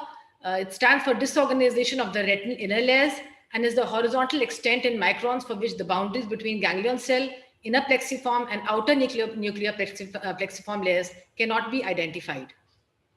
So DRIL basically represents loss of bipolar cells, and the bipolar axons snap when their elasticity is exceeded due to edema. The importance of this is that DRIL signifies vascular damage and ischemic insult to the macula, even without having done an FFA, especially in cases where it is contraindicated. So if a diabetic patient on renal dialysis walks into my clinic and I see DRIL on OCT, I can tell him that, look, you have a vascular damage and an ischemic macula, and the visual prognosis may become poor. The importance is that more central is the DRIL versus the outcome. With an appropriate early treatment, DRIL can be reversed. And as I've mentioned, it can be seen in DME and also in RVO and in uveitic cystoid macular edema.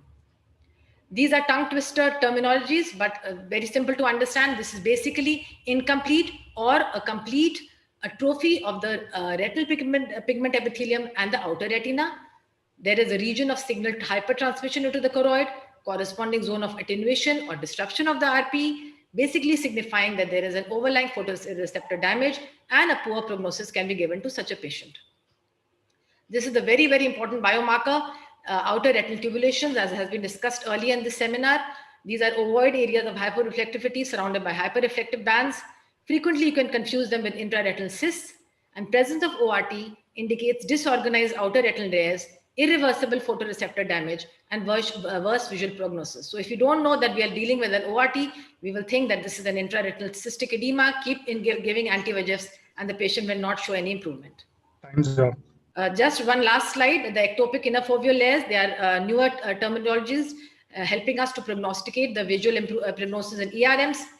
So these are the 4 layer stages. The stage 1 where you can see the foveal contour within ERM, stage 2 where the foveal contour is lost, Stage 3, where there's ectopic fovulaires, and stage 4, when there's total disorganization and a very thick ERM, and visual prognosis is very poor. So my last slide, in this era of technology, will a worthy opponent depend on old age roadmaps or sophisticated GPS navigation systems to accurately reach his destination on time without much delay? Let him, Dr. Anand Rajendran, and our esteemed audience decide. Thank you so much for your patient hearing, and thank you to AIOS, ARC, Chitra ma'am, and Dr. Srinivas for giving me this opportunity. That was a very good rebuttal, Dr. Pooja, to Dr. Arshay. So let's hear from Dr. Anand, his final verdict. Yeah, I think both have made very spirited, debates and the talking points. So I think from a scientific community point of view, all of us want to see terminology which is of practical significance and practical relevance. It should be that. So that is very important to have. Now that said, we have to distinguish the music from the noise. We don't want an unwanted clutter also. That is where the role of these nomenclature groups, which I think Ashrey pointed out, was very important, to have some sort of a consensus on what we are talking. I think one slide which I really liked in Ashrey's thing was Dimitri Baba's slide, where he said that all of us need to talk the same language so that we understand what we are discussing. That's said. But that apart, in favor of Dr. Pooja also, I think from a research point of view, we also need to look at new pathologies.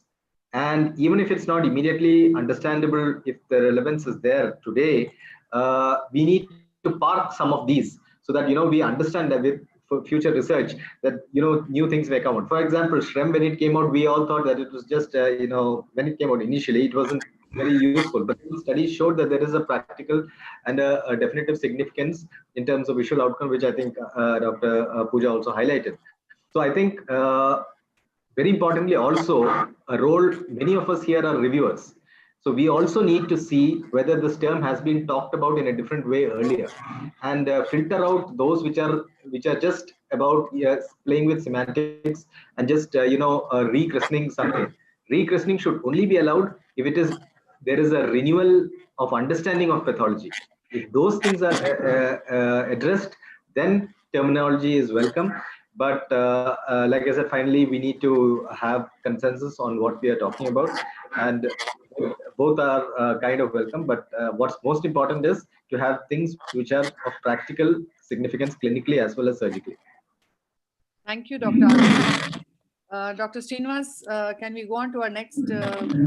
Yeah, last two set of debates, and then we move on to our next team, led by Dr. Purna Chandra, a very good friend of mine, VR surgeon of repute from Narayan Netralaya. He'll be speaking on old is gold, the topic of digital 3D visualization era versus conventional analog microscope. Over to Dr. Purna, please.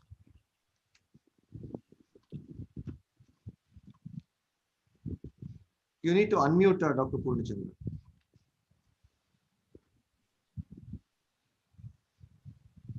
So hope all of you can hear me. Yes, go ahead. Okay, my slides are seen in full screen mode. It's not in slideshow mode. You can put it now. In slides. Yeah, now. Okay, fine. Okay, thank you, Chitra ma'am, Dr. Srinivas, for giving me this opportunity. So my talk, as it's mentioned in the brochure, it's digital 3D visualization versus conventional analog microscope. So it's about choosing a new way or old way. So let me see if I can convince all of you to choose the old way. So going with the old school of thought, the conventional analog microscope, it's cost effective, comfortable posture, less space occupying, it will give a real-time experience. And there are advantages with 3D visualization also, which they claim, like better ergonomics, educational tool, reduced light exposure, high magnification. But let me tell you, all this can be a disadvantages in disguise. I'll let you know why. So we love technology. Of course, technology is important and it should be constructive enough to make things smooth. So if it's used extensively, of course, it can be detrimental. So going with the evolution, how humans are starting from a simple task like reading, eating. So what we do is we bend our head. Okay. even complex tasks like sculpturing and fine arts, it's all done with bending heads and looking towards that. And suddenly you're telling, look straight and operate. So basically you're going against evolution. So we do need a heads up before the surgery, but we do need heads to be up during surgery? I don't think so. So this is how the surgical training started in the olden era. From this, we have come a long way. So to fight against all the microbes and to reach this sophisticated system of one-to-one teaching. And why do you want to go back in time and call all the people into the OT? And also there may be some unidentified guests who are ready to invade. So you should be careful about these things also. So there are multiple studies which proves beyond doubt that when it comes to surgical time taken and the outcomes, both are more or less equal. So the thing with 3D visualization, initially it takes time. You take more time to operate, but with a couple of surgery, you will get used to it. That is okay. But eventual outcome, it's more or less the same. So, and there is some distance between the surgeon and the monitor. So why this distance of 1.2 meters? So sometimes it can cause disorientation and nausea. So for some, may not be for all. So especially for operating for 3 cases, 4 cases, and 5 cases. And we already have many publications on how these 3D watching movie in a theater can affect one's symptoms like nausea, oculomotor disorientation, especially in women who are susceptible vestibular system.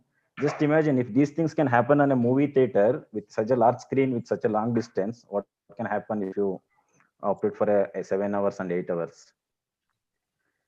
So there are some pros and cons of heads of surgery, like posterior segment surgeries are typically slower than maneuvers performed anteriorly. So however, when working on the anterior segment, that there is something called digital latency, which becomes more evident and the surgeon's hand should slightly slow to compensate for this digital latency of 82 milliseconds. Also, the field of view for the anterior segment is smaller with heads-up platform compared to the standard operating microscope. And these factors lead to slightly an awkward corneal and conjunctive. If you have to do some anterior segment procedures like conjunctival suturing and corneal suturing, might look awkward. So, and coming to the cost factor, of course, there's publications to highlight all the usefulness of this. So, like ophthalmic, veterinary is evolving based on technology. With modern era, it becomes indispensable. So today they're telling 3D surgery, tomorrow they'll come, we will fix one more robotic arm. So how long you keep investing? Okay, if someone wants to buy the same. So as retina surgeons, we know we are always should be in for a surprise, either post-operative immediate. 1 minute left. Yes, Alfin.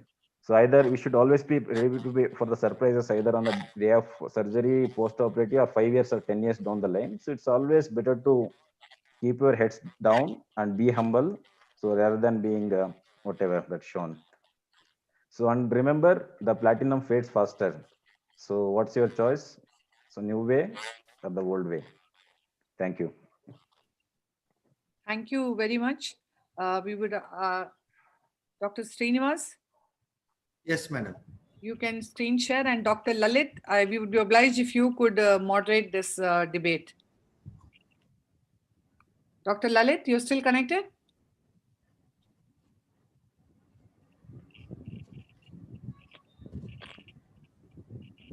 I think Dr. Anand or Dr. Shobit can do that if Lalit. Yes, Dr. Shobit, you could moderate this debate. No yes, thank you.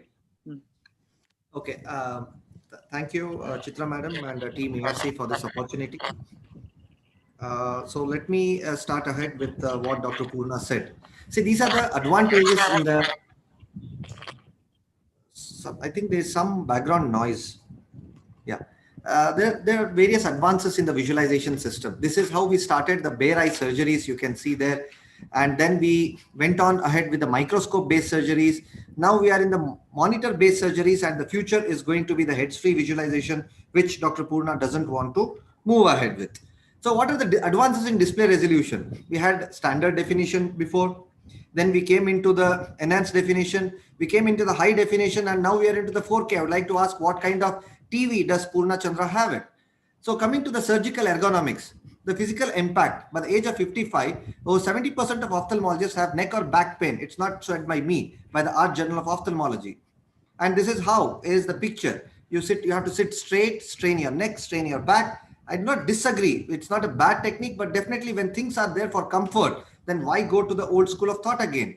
You can see the assisting surgeon there, and you can sometimes, if the microscope is not, the observer scope is not very well aligned, this is how our poor fellows have to definitely assist us. And this is not my picture. This is just taken from Dr. Purna Chandra's presentation. You can see this operating surgeon, how they are clutching their shoulders there and how uncomfortably they are trying to see through the microscope. And here comes the comfort. See, what's important for the operating surgeon? The comfort. They have to be in the comfort zone so that to give the optimum results for their complex cases. So here you have a good lumbar support. It's an excellent teaching tool. You can show it to different fellows, your residents, your observers at the same time. But the only misnomer here is if you have a very small mistake, that appears big on the big screen. And the most important, we try to do this. I'm talking with facts. We try to do this with the DNB students and the SICS trainees, trying to have that. The trainer, you can see that it's nothing like a modified blackboard teaching. Here, they can just move it on the screen. They can show it where you have to make the incision, where you have to make the tunnel, how to do the rexus, how to move it here, how to move it there. See, it's nothing but just a modified blackboard. It's nothing but, I would like to say, a glorified blackboard teaching, which we all evolved through. And definitely, it has one of the best visualization. Every detail of the step can be explained simultaneously while operating, can be taught to many people at the same time. The various studies, which I think Purna showed few of them, comparison of 2D and 3D video displays for teaching vitreoretinal surgery, which again says that it definitely has an efficiency.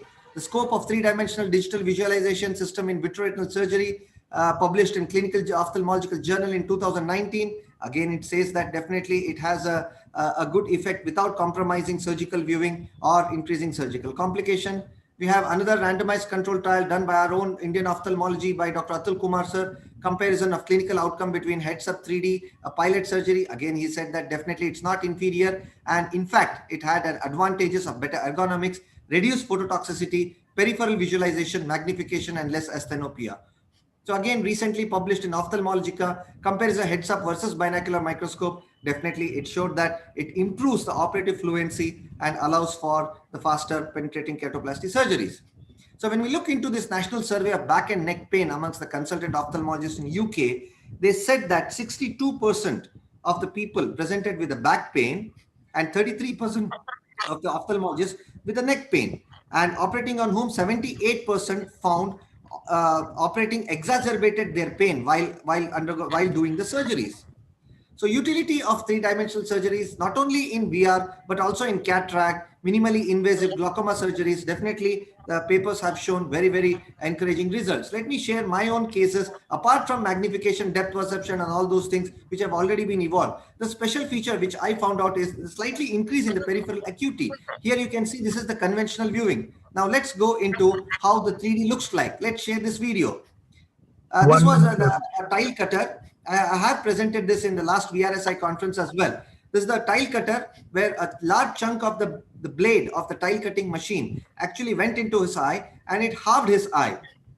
And in the emergency clinic at 12 o'clock, our cornea fellow did a meticulous job. Now I took it for surgery after 7 days. There was no target inside. You could see there's large sutures in the center. So initially it was very difficult for me to have a visualization. Definitely, as I tried to peep through one part of the cornea, I could get a better visualization. Initially, I was not knowing what I was cutting, whether it was the vitreous, it was the altered vitreous hemorrhage or the retina. But definitely, after dissecting each plane, I could definitely induce a PVD in this case. And I could see some good amount of viable retina left over. That's how it gave me a confidence. But definitely, it was troubling me in between because there was a lot of traction. I had to do a retinectomy, try to drain the subretinal hemorrhage in these cases. And finally, after putting the PFO, you can see the laser marks here. Fantastically, you can see the retina. And this is how, in the small one half, you could visualize, which was definitely very difficult with the microscope. These are the very various cases which we have operated upon, and these are various things which we have studied, which we are still undergoing more than 200 cases regarding on high magnification performance, depth of field, image enhancement, visualization under air, in hazy media, in restricted field, surgeon's comfort, surgeon satisfaction, assistant surgeon trainee. So all these things you can see here, the blue tick, the blue bar, which showing the Ingenuity has shown a slightly advantageous, including the surgeon's comfort, surgeon satisfaction. So what's going to the future? Sony HMS 3000 MT, which is going to be totally heads-free. So this is the diffusion of innovation theory, which is described by Everett Rogers. He says that there are only 2.5 to 13.5% who are actual innovators and adopters who try to pick up the latest technology, and 16% of the laggards. That is, when the technology become obsolete, then they hop in for the new technology. So let's say you have embarked a long journey. What would be your choice for a ride, Dr. Purna? Would you not like to have a car with the safety features, with the seat belt, with the airbags and everything? Definitely, you would like to go in for the anti-lock, electronic stability and all those things. Or would you still prefer the age-old technology ambassador? Definitely, mind you that it has served us well in the past, but it's not catching up with the technology that can be devastating or wrongdoing. This last slide I want to say about the Nokia, which is very well evident. He said, the CEO, Nokia CEO said, we didn't do anything wrong, but somehow we lost. When the analysts looked into it, they said that they missed out on learning, they missed out on changing, they lost their chance of survival. So message of the story is, if we don't change, then we shall be removed from the competition. As Purna said, old may be gold, but Purna, please remember, new can always be platinum. We can't stop aging, Purna, but we can always choose how to age. Thank you very much for the patient listening. I would like to acknowledge Department of Vitro Retina and Dr. Giriraj Vibhute for helping me. Thank you very much. Interesting debate. A brief word from you, Dr. Shobhit, before we move on to our last speaker. I think we are really late today. Chitra, both Dr. Srinivas and Dr. Purna Chandra have done a fantastic job. Now, I will put my point forward. After having, it may be disheartening to Srinivas, but after having used 3D systems, I still enjoy using the wide field on the conventional microscope because of 3 reasons. I find in my hands the depth is better. The last case where he showed that the cornea was halved into 2 and had sutures, I think a good wide angle non-contact viewing system can give an equally good. And all the papers he cited showed equivalence, not superiority, of using the 3D systems. And my last point is that the cost implications, and I feel it might be good for the back of the surgeon and the lower back and the neck to some extent, but twisting the neck to one side is also not a very comfortable feature in the present generation. Yes, I look forward to what he showed in the end, the Sony system, which will be based on virtual reality. I do look forward. Thank you very much. One small comment I wanted to make, Chitra, if you allow, that you mean in surgery, there's noise coming up actually. There's a lot of noise. Okay. I'll shout from here. In surgery, you tend to do better if you see better.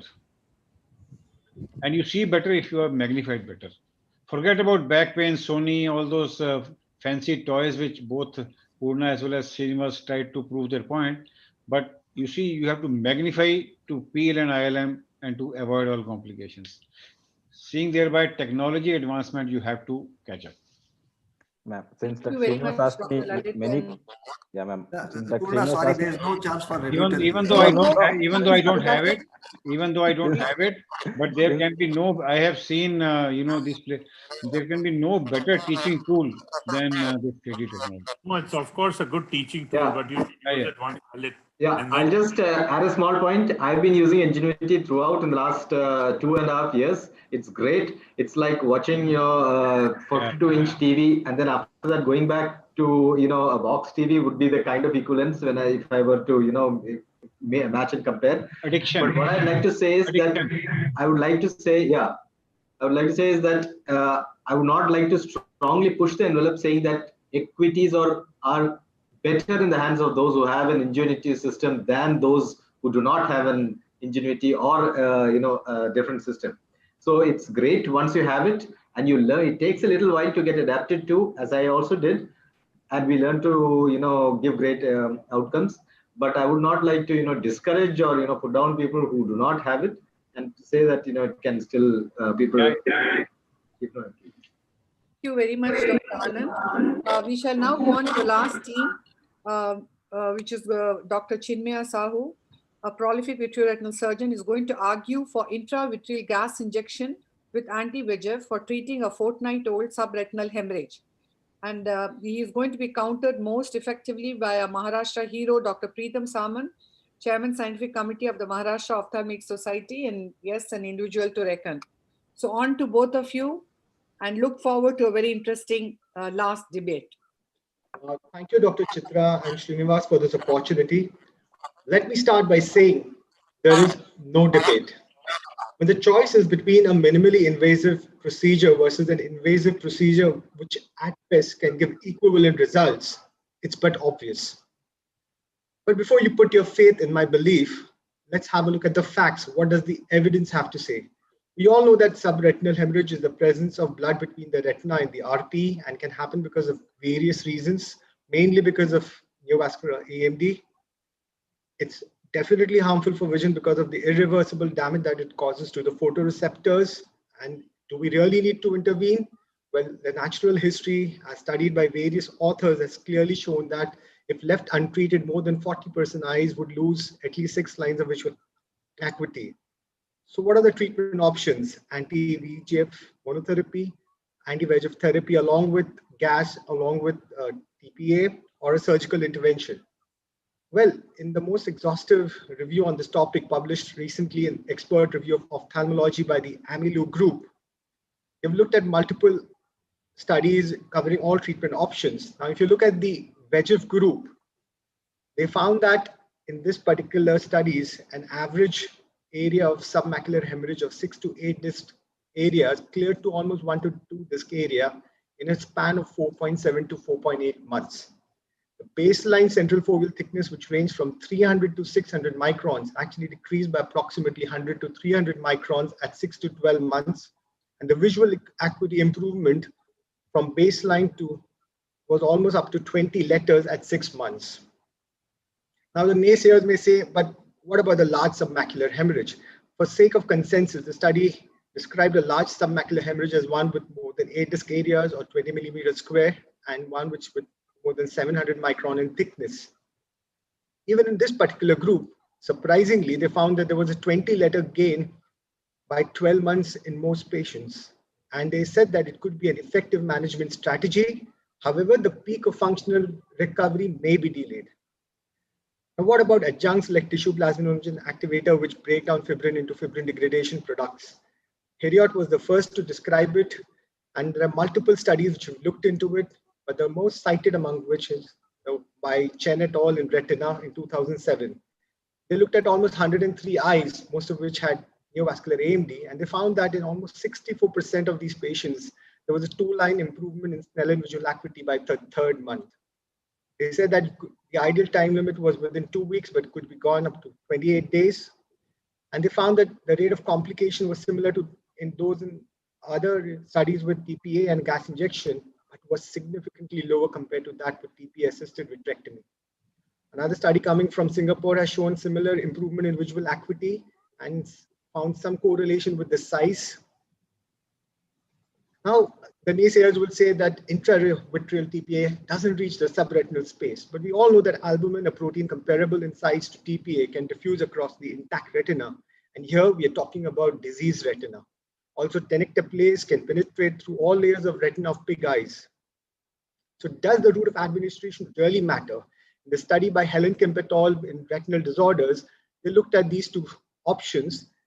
Now they found there was no statistical difference in the visual acuity, but look at this. In the group which had with surgical intervention, there were 29 eyes and almost 10 patients who developed complications versus 2 of those in 18 patients treated with the intravitreal TPA. Multiple other such studies have been cited for surgical interventions. The submacular surgery trial clearly showed that there was no benefit. In the Indian study from SN, they look at this, 14 patients undergoing surgery and almost 9 of them had complications versus 25 patients with intravitreal gas and only a couple of complications.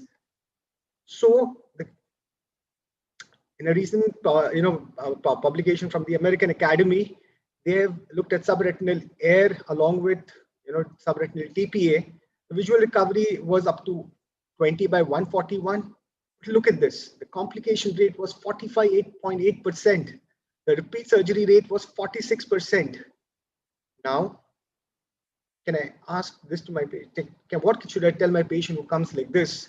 That why I can do a surgery for you, which will give a great anatomical result, but the vision may at best improve to say around 20 by 140. The cost around $1 lakh. 45% chance that you may need a resurgery and still need injections at the end of it all, and that too at more frequent intervals. Well, the jury is out. Thank you.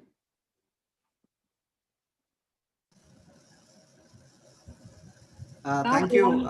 That was a wonderful talk, Dr. Chinmaya. So let's go on to hear from Dr. Preetham Saman. Can you see my slide? Yes. Yes, sir. Not slide. Presentation. Yeah. So we've got a lot of theory. Chinmay, thank you. You made my job a lot easier by explaining everything. Now, after seeing a lot of theory, let's see some practical examples. So you need to start your presentation. Can I Dr. start? Preetham, you need to start your presentation. You have Just seeing started the folder, not the presentation. Can you hear me? can only see the file. Yes, sir. We are able to hear you. Can you see it?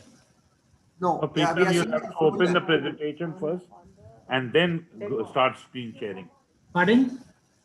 You'll have to open your presentation first before you start screen sharing. Can you see it You now? stop the screen share first. You stop the screen share and open your presentation first and then press the screen share button.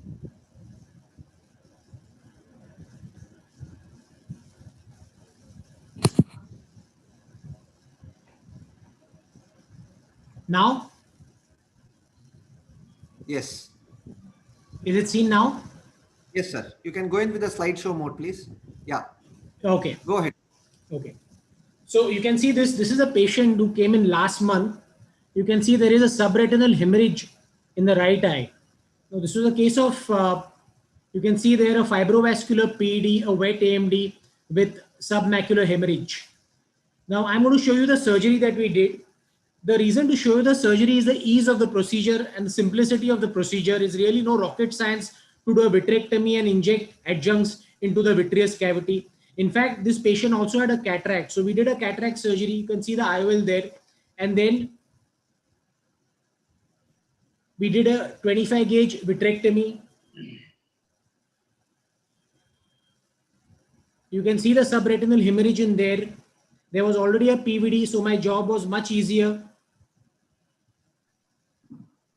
You can see there are some bad vitreous debris, also floaters. And this is another advantage of doing a vitrectomy.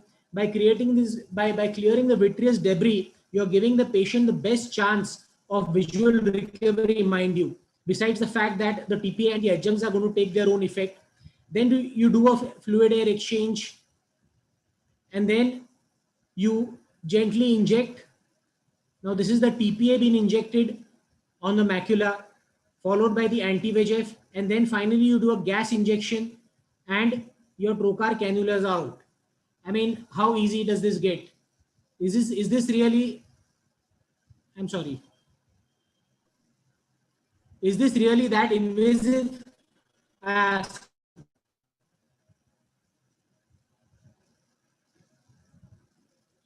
you see my slide?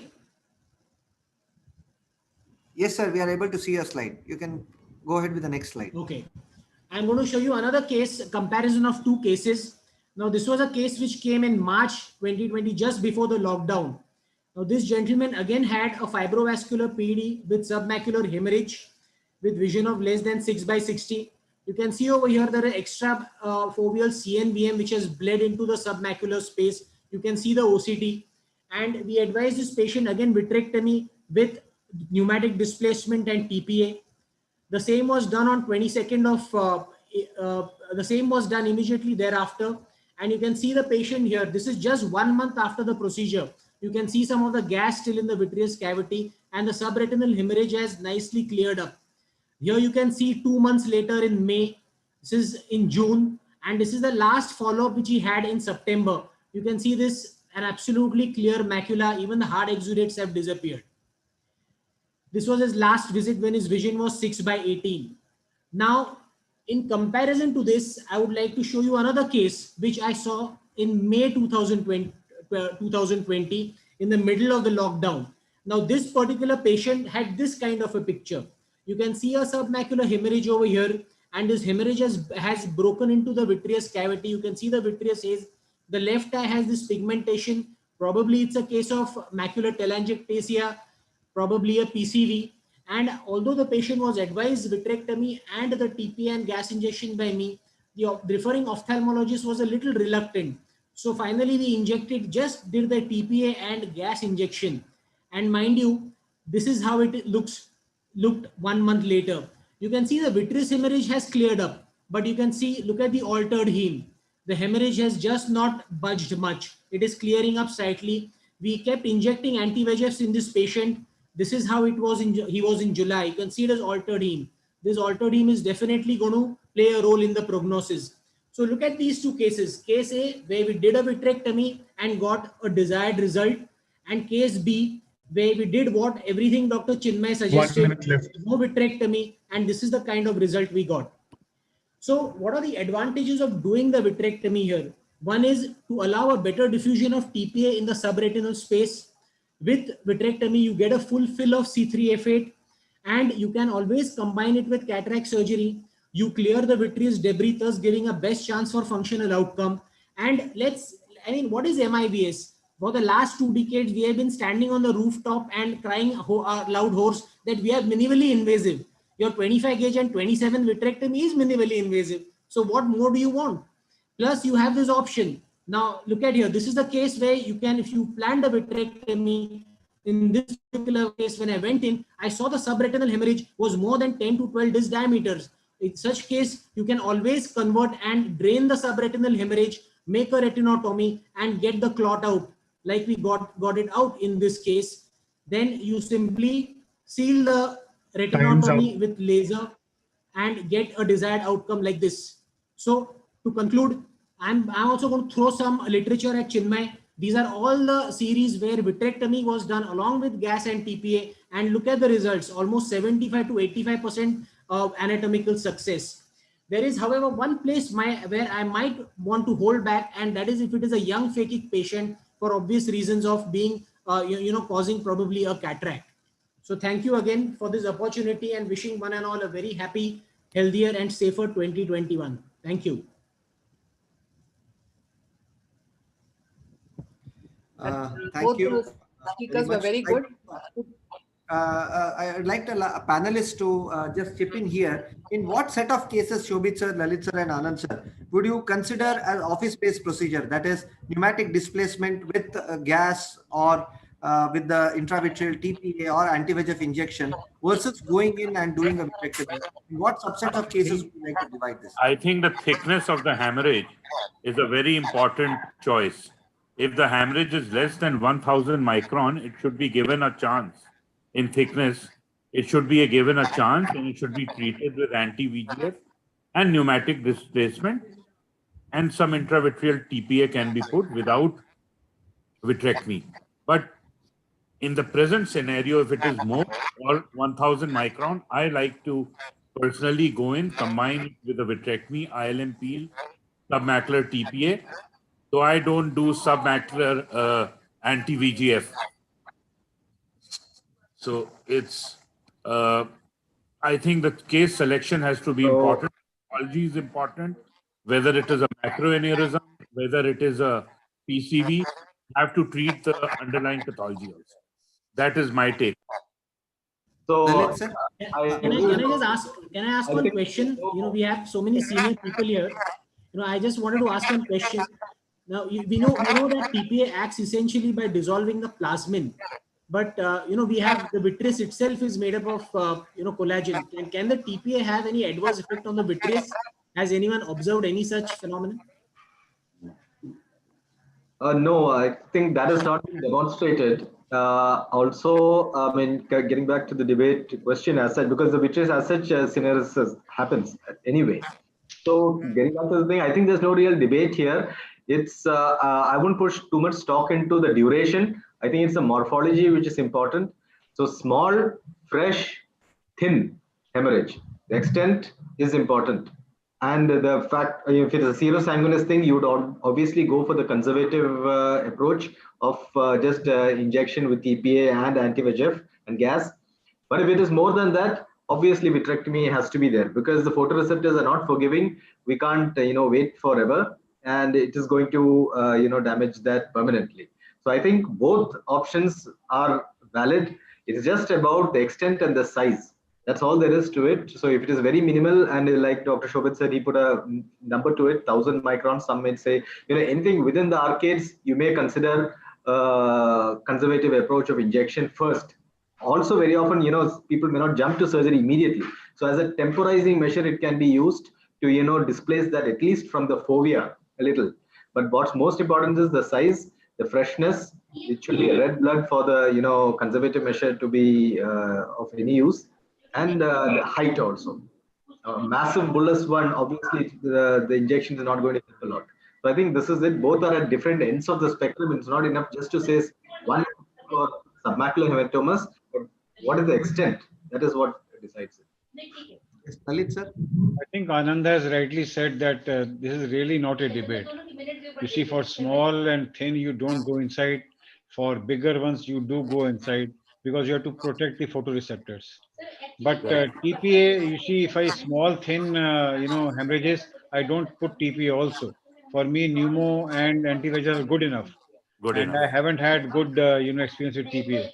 But if it's a thick hemorrhage and a chronic hemorrhage or a large hemorrhage, then I think vitrectomy is advantageous because it creates space. It creates huge amount of space. The real debate would have been that one person does vitrectomy with intravitreal TPA, the other person does subretinal maneuvers. That would have been a real debate rather than comparing these. Just ask the same question. Which TPA always works better subretinal. Yeah. No, that is the point. What I was asking. His first video where I did not see much of hemorrhage under the macular area. Yeah. That was Pritam, that was the conservative. That was the conservative. You showed two extremes. You see, first I would not have touched also because macula was not involved. Not involved. Yeah, and the third one was massive, which obviously you did a retinectomy and took out the clot also. First was the PCV case. Yeah, as a counterpoint, doing a vitrectomy for a very minimal case, you're losing the vitreous reservoir. So if it is a CVM, which means again, after that the anti-VEGF pharmacokinetics is gone for a toss. So you can't do the therapy. To be kept in mind. So Dr. both Chinmay wants to add a point. Yes, Dr. Chinmay, you wanted to add a point quickly? You are muted. Chinmay, unmute yourself. No, as Dr. Lalit rightly said, I mean, the real debate would, Sir showed, Dr. Pritam Sir showed beautiful surgeries, but most of it was vitrectomy with intravitreal TPA. And, I thought probably it was more in we're discussing subretinal TPA out here. So my couple of points was people are saying vitrectomy would create a lot of space, whereas most of the times we are dealing with old age patients where already there's a significant amount of syneresis. And when you go in and do a vitrectomy, until unless you're adding subretinal TPA, would it really be worthwhile even going into the eye and vitrectomizing it? So that's the question that I know. If I would have gone intravitreal, I would have probably gone with subretinal TPA rather than not. So I think we have to end sometime. So it's already late for all of us to go back to our home and dinner. So my deep thanks to the experts of eminence on the panel, top-notch speakers, a great moderating by Dr. Srinivas Joshi, and able-driven ARC team members who have always been behind me, the admin team led by Mr. Kripal, Sai, and Manjula from Numerotech for their great energies, our webinar admin, Mr. Sunil, for his consistency in supporting us, and a very deep thanks to Entode for their constant support for every ARC program, and finally, our very dear attendees, who have always been a constant source of encouragement and support for us in all our ARC ventures. Thank you, one and all of you. Thank you. I don't know how much y'all learned, but I learned a lot today. Thank you very much. Thank you. Thank you. I think thanks to the ARC team actually, and you see total of, I think I was just counting more than 20 presentations in such a 3 hours time. It was a great learning experience for all of us, in fact. And three cheers to ARC team. Srinivas Joshi moderated excellently, and Sunil, as usual, played a very good part in audio-visual part. But believe me, Chitra, haven't seen such a big retinal what you call rampage, such a big retinal rampage, and Yes. covering so many topics, so Yes. many topics. So Yes. congratulations to the entire ARC team. Yeah. Thank you. Thank you. Thank you, all of you. Okay. Good night. Bye bye. Bye bye. Bye bye, Saravanan. Bye.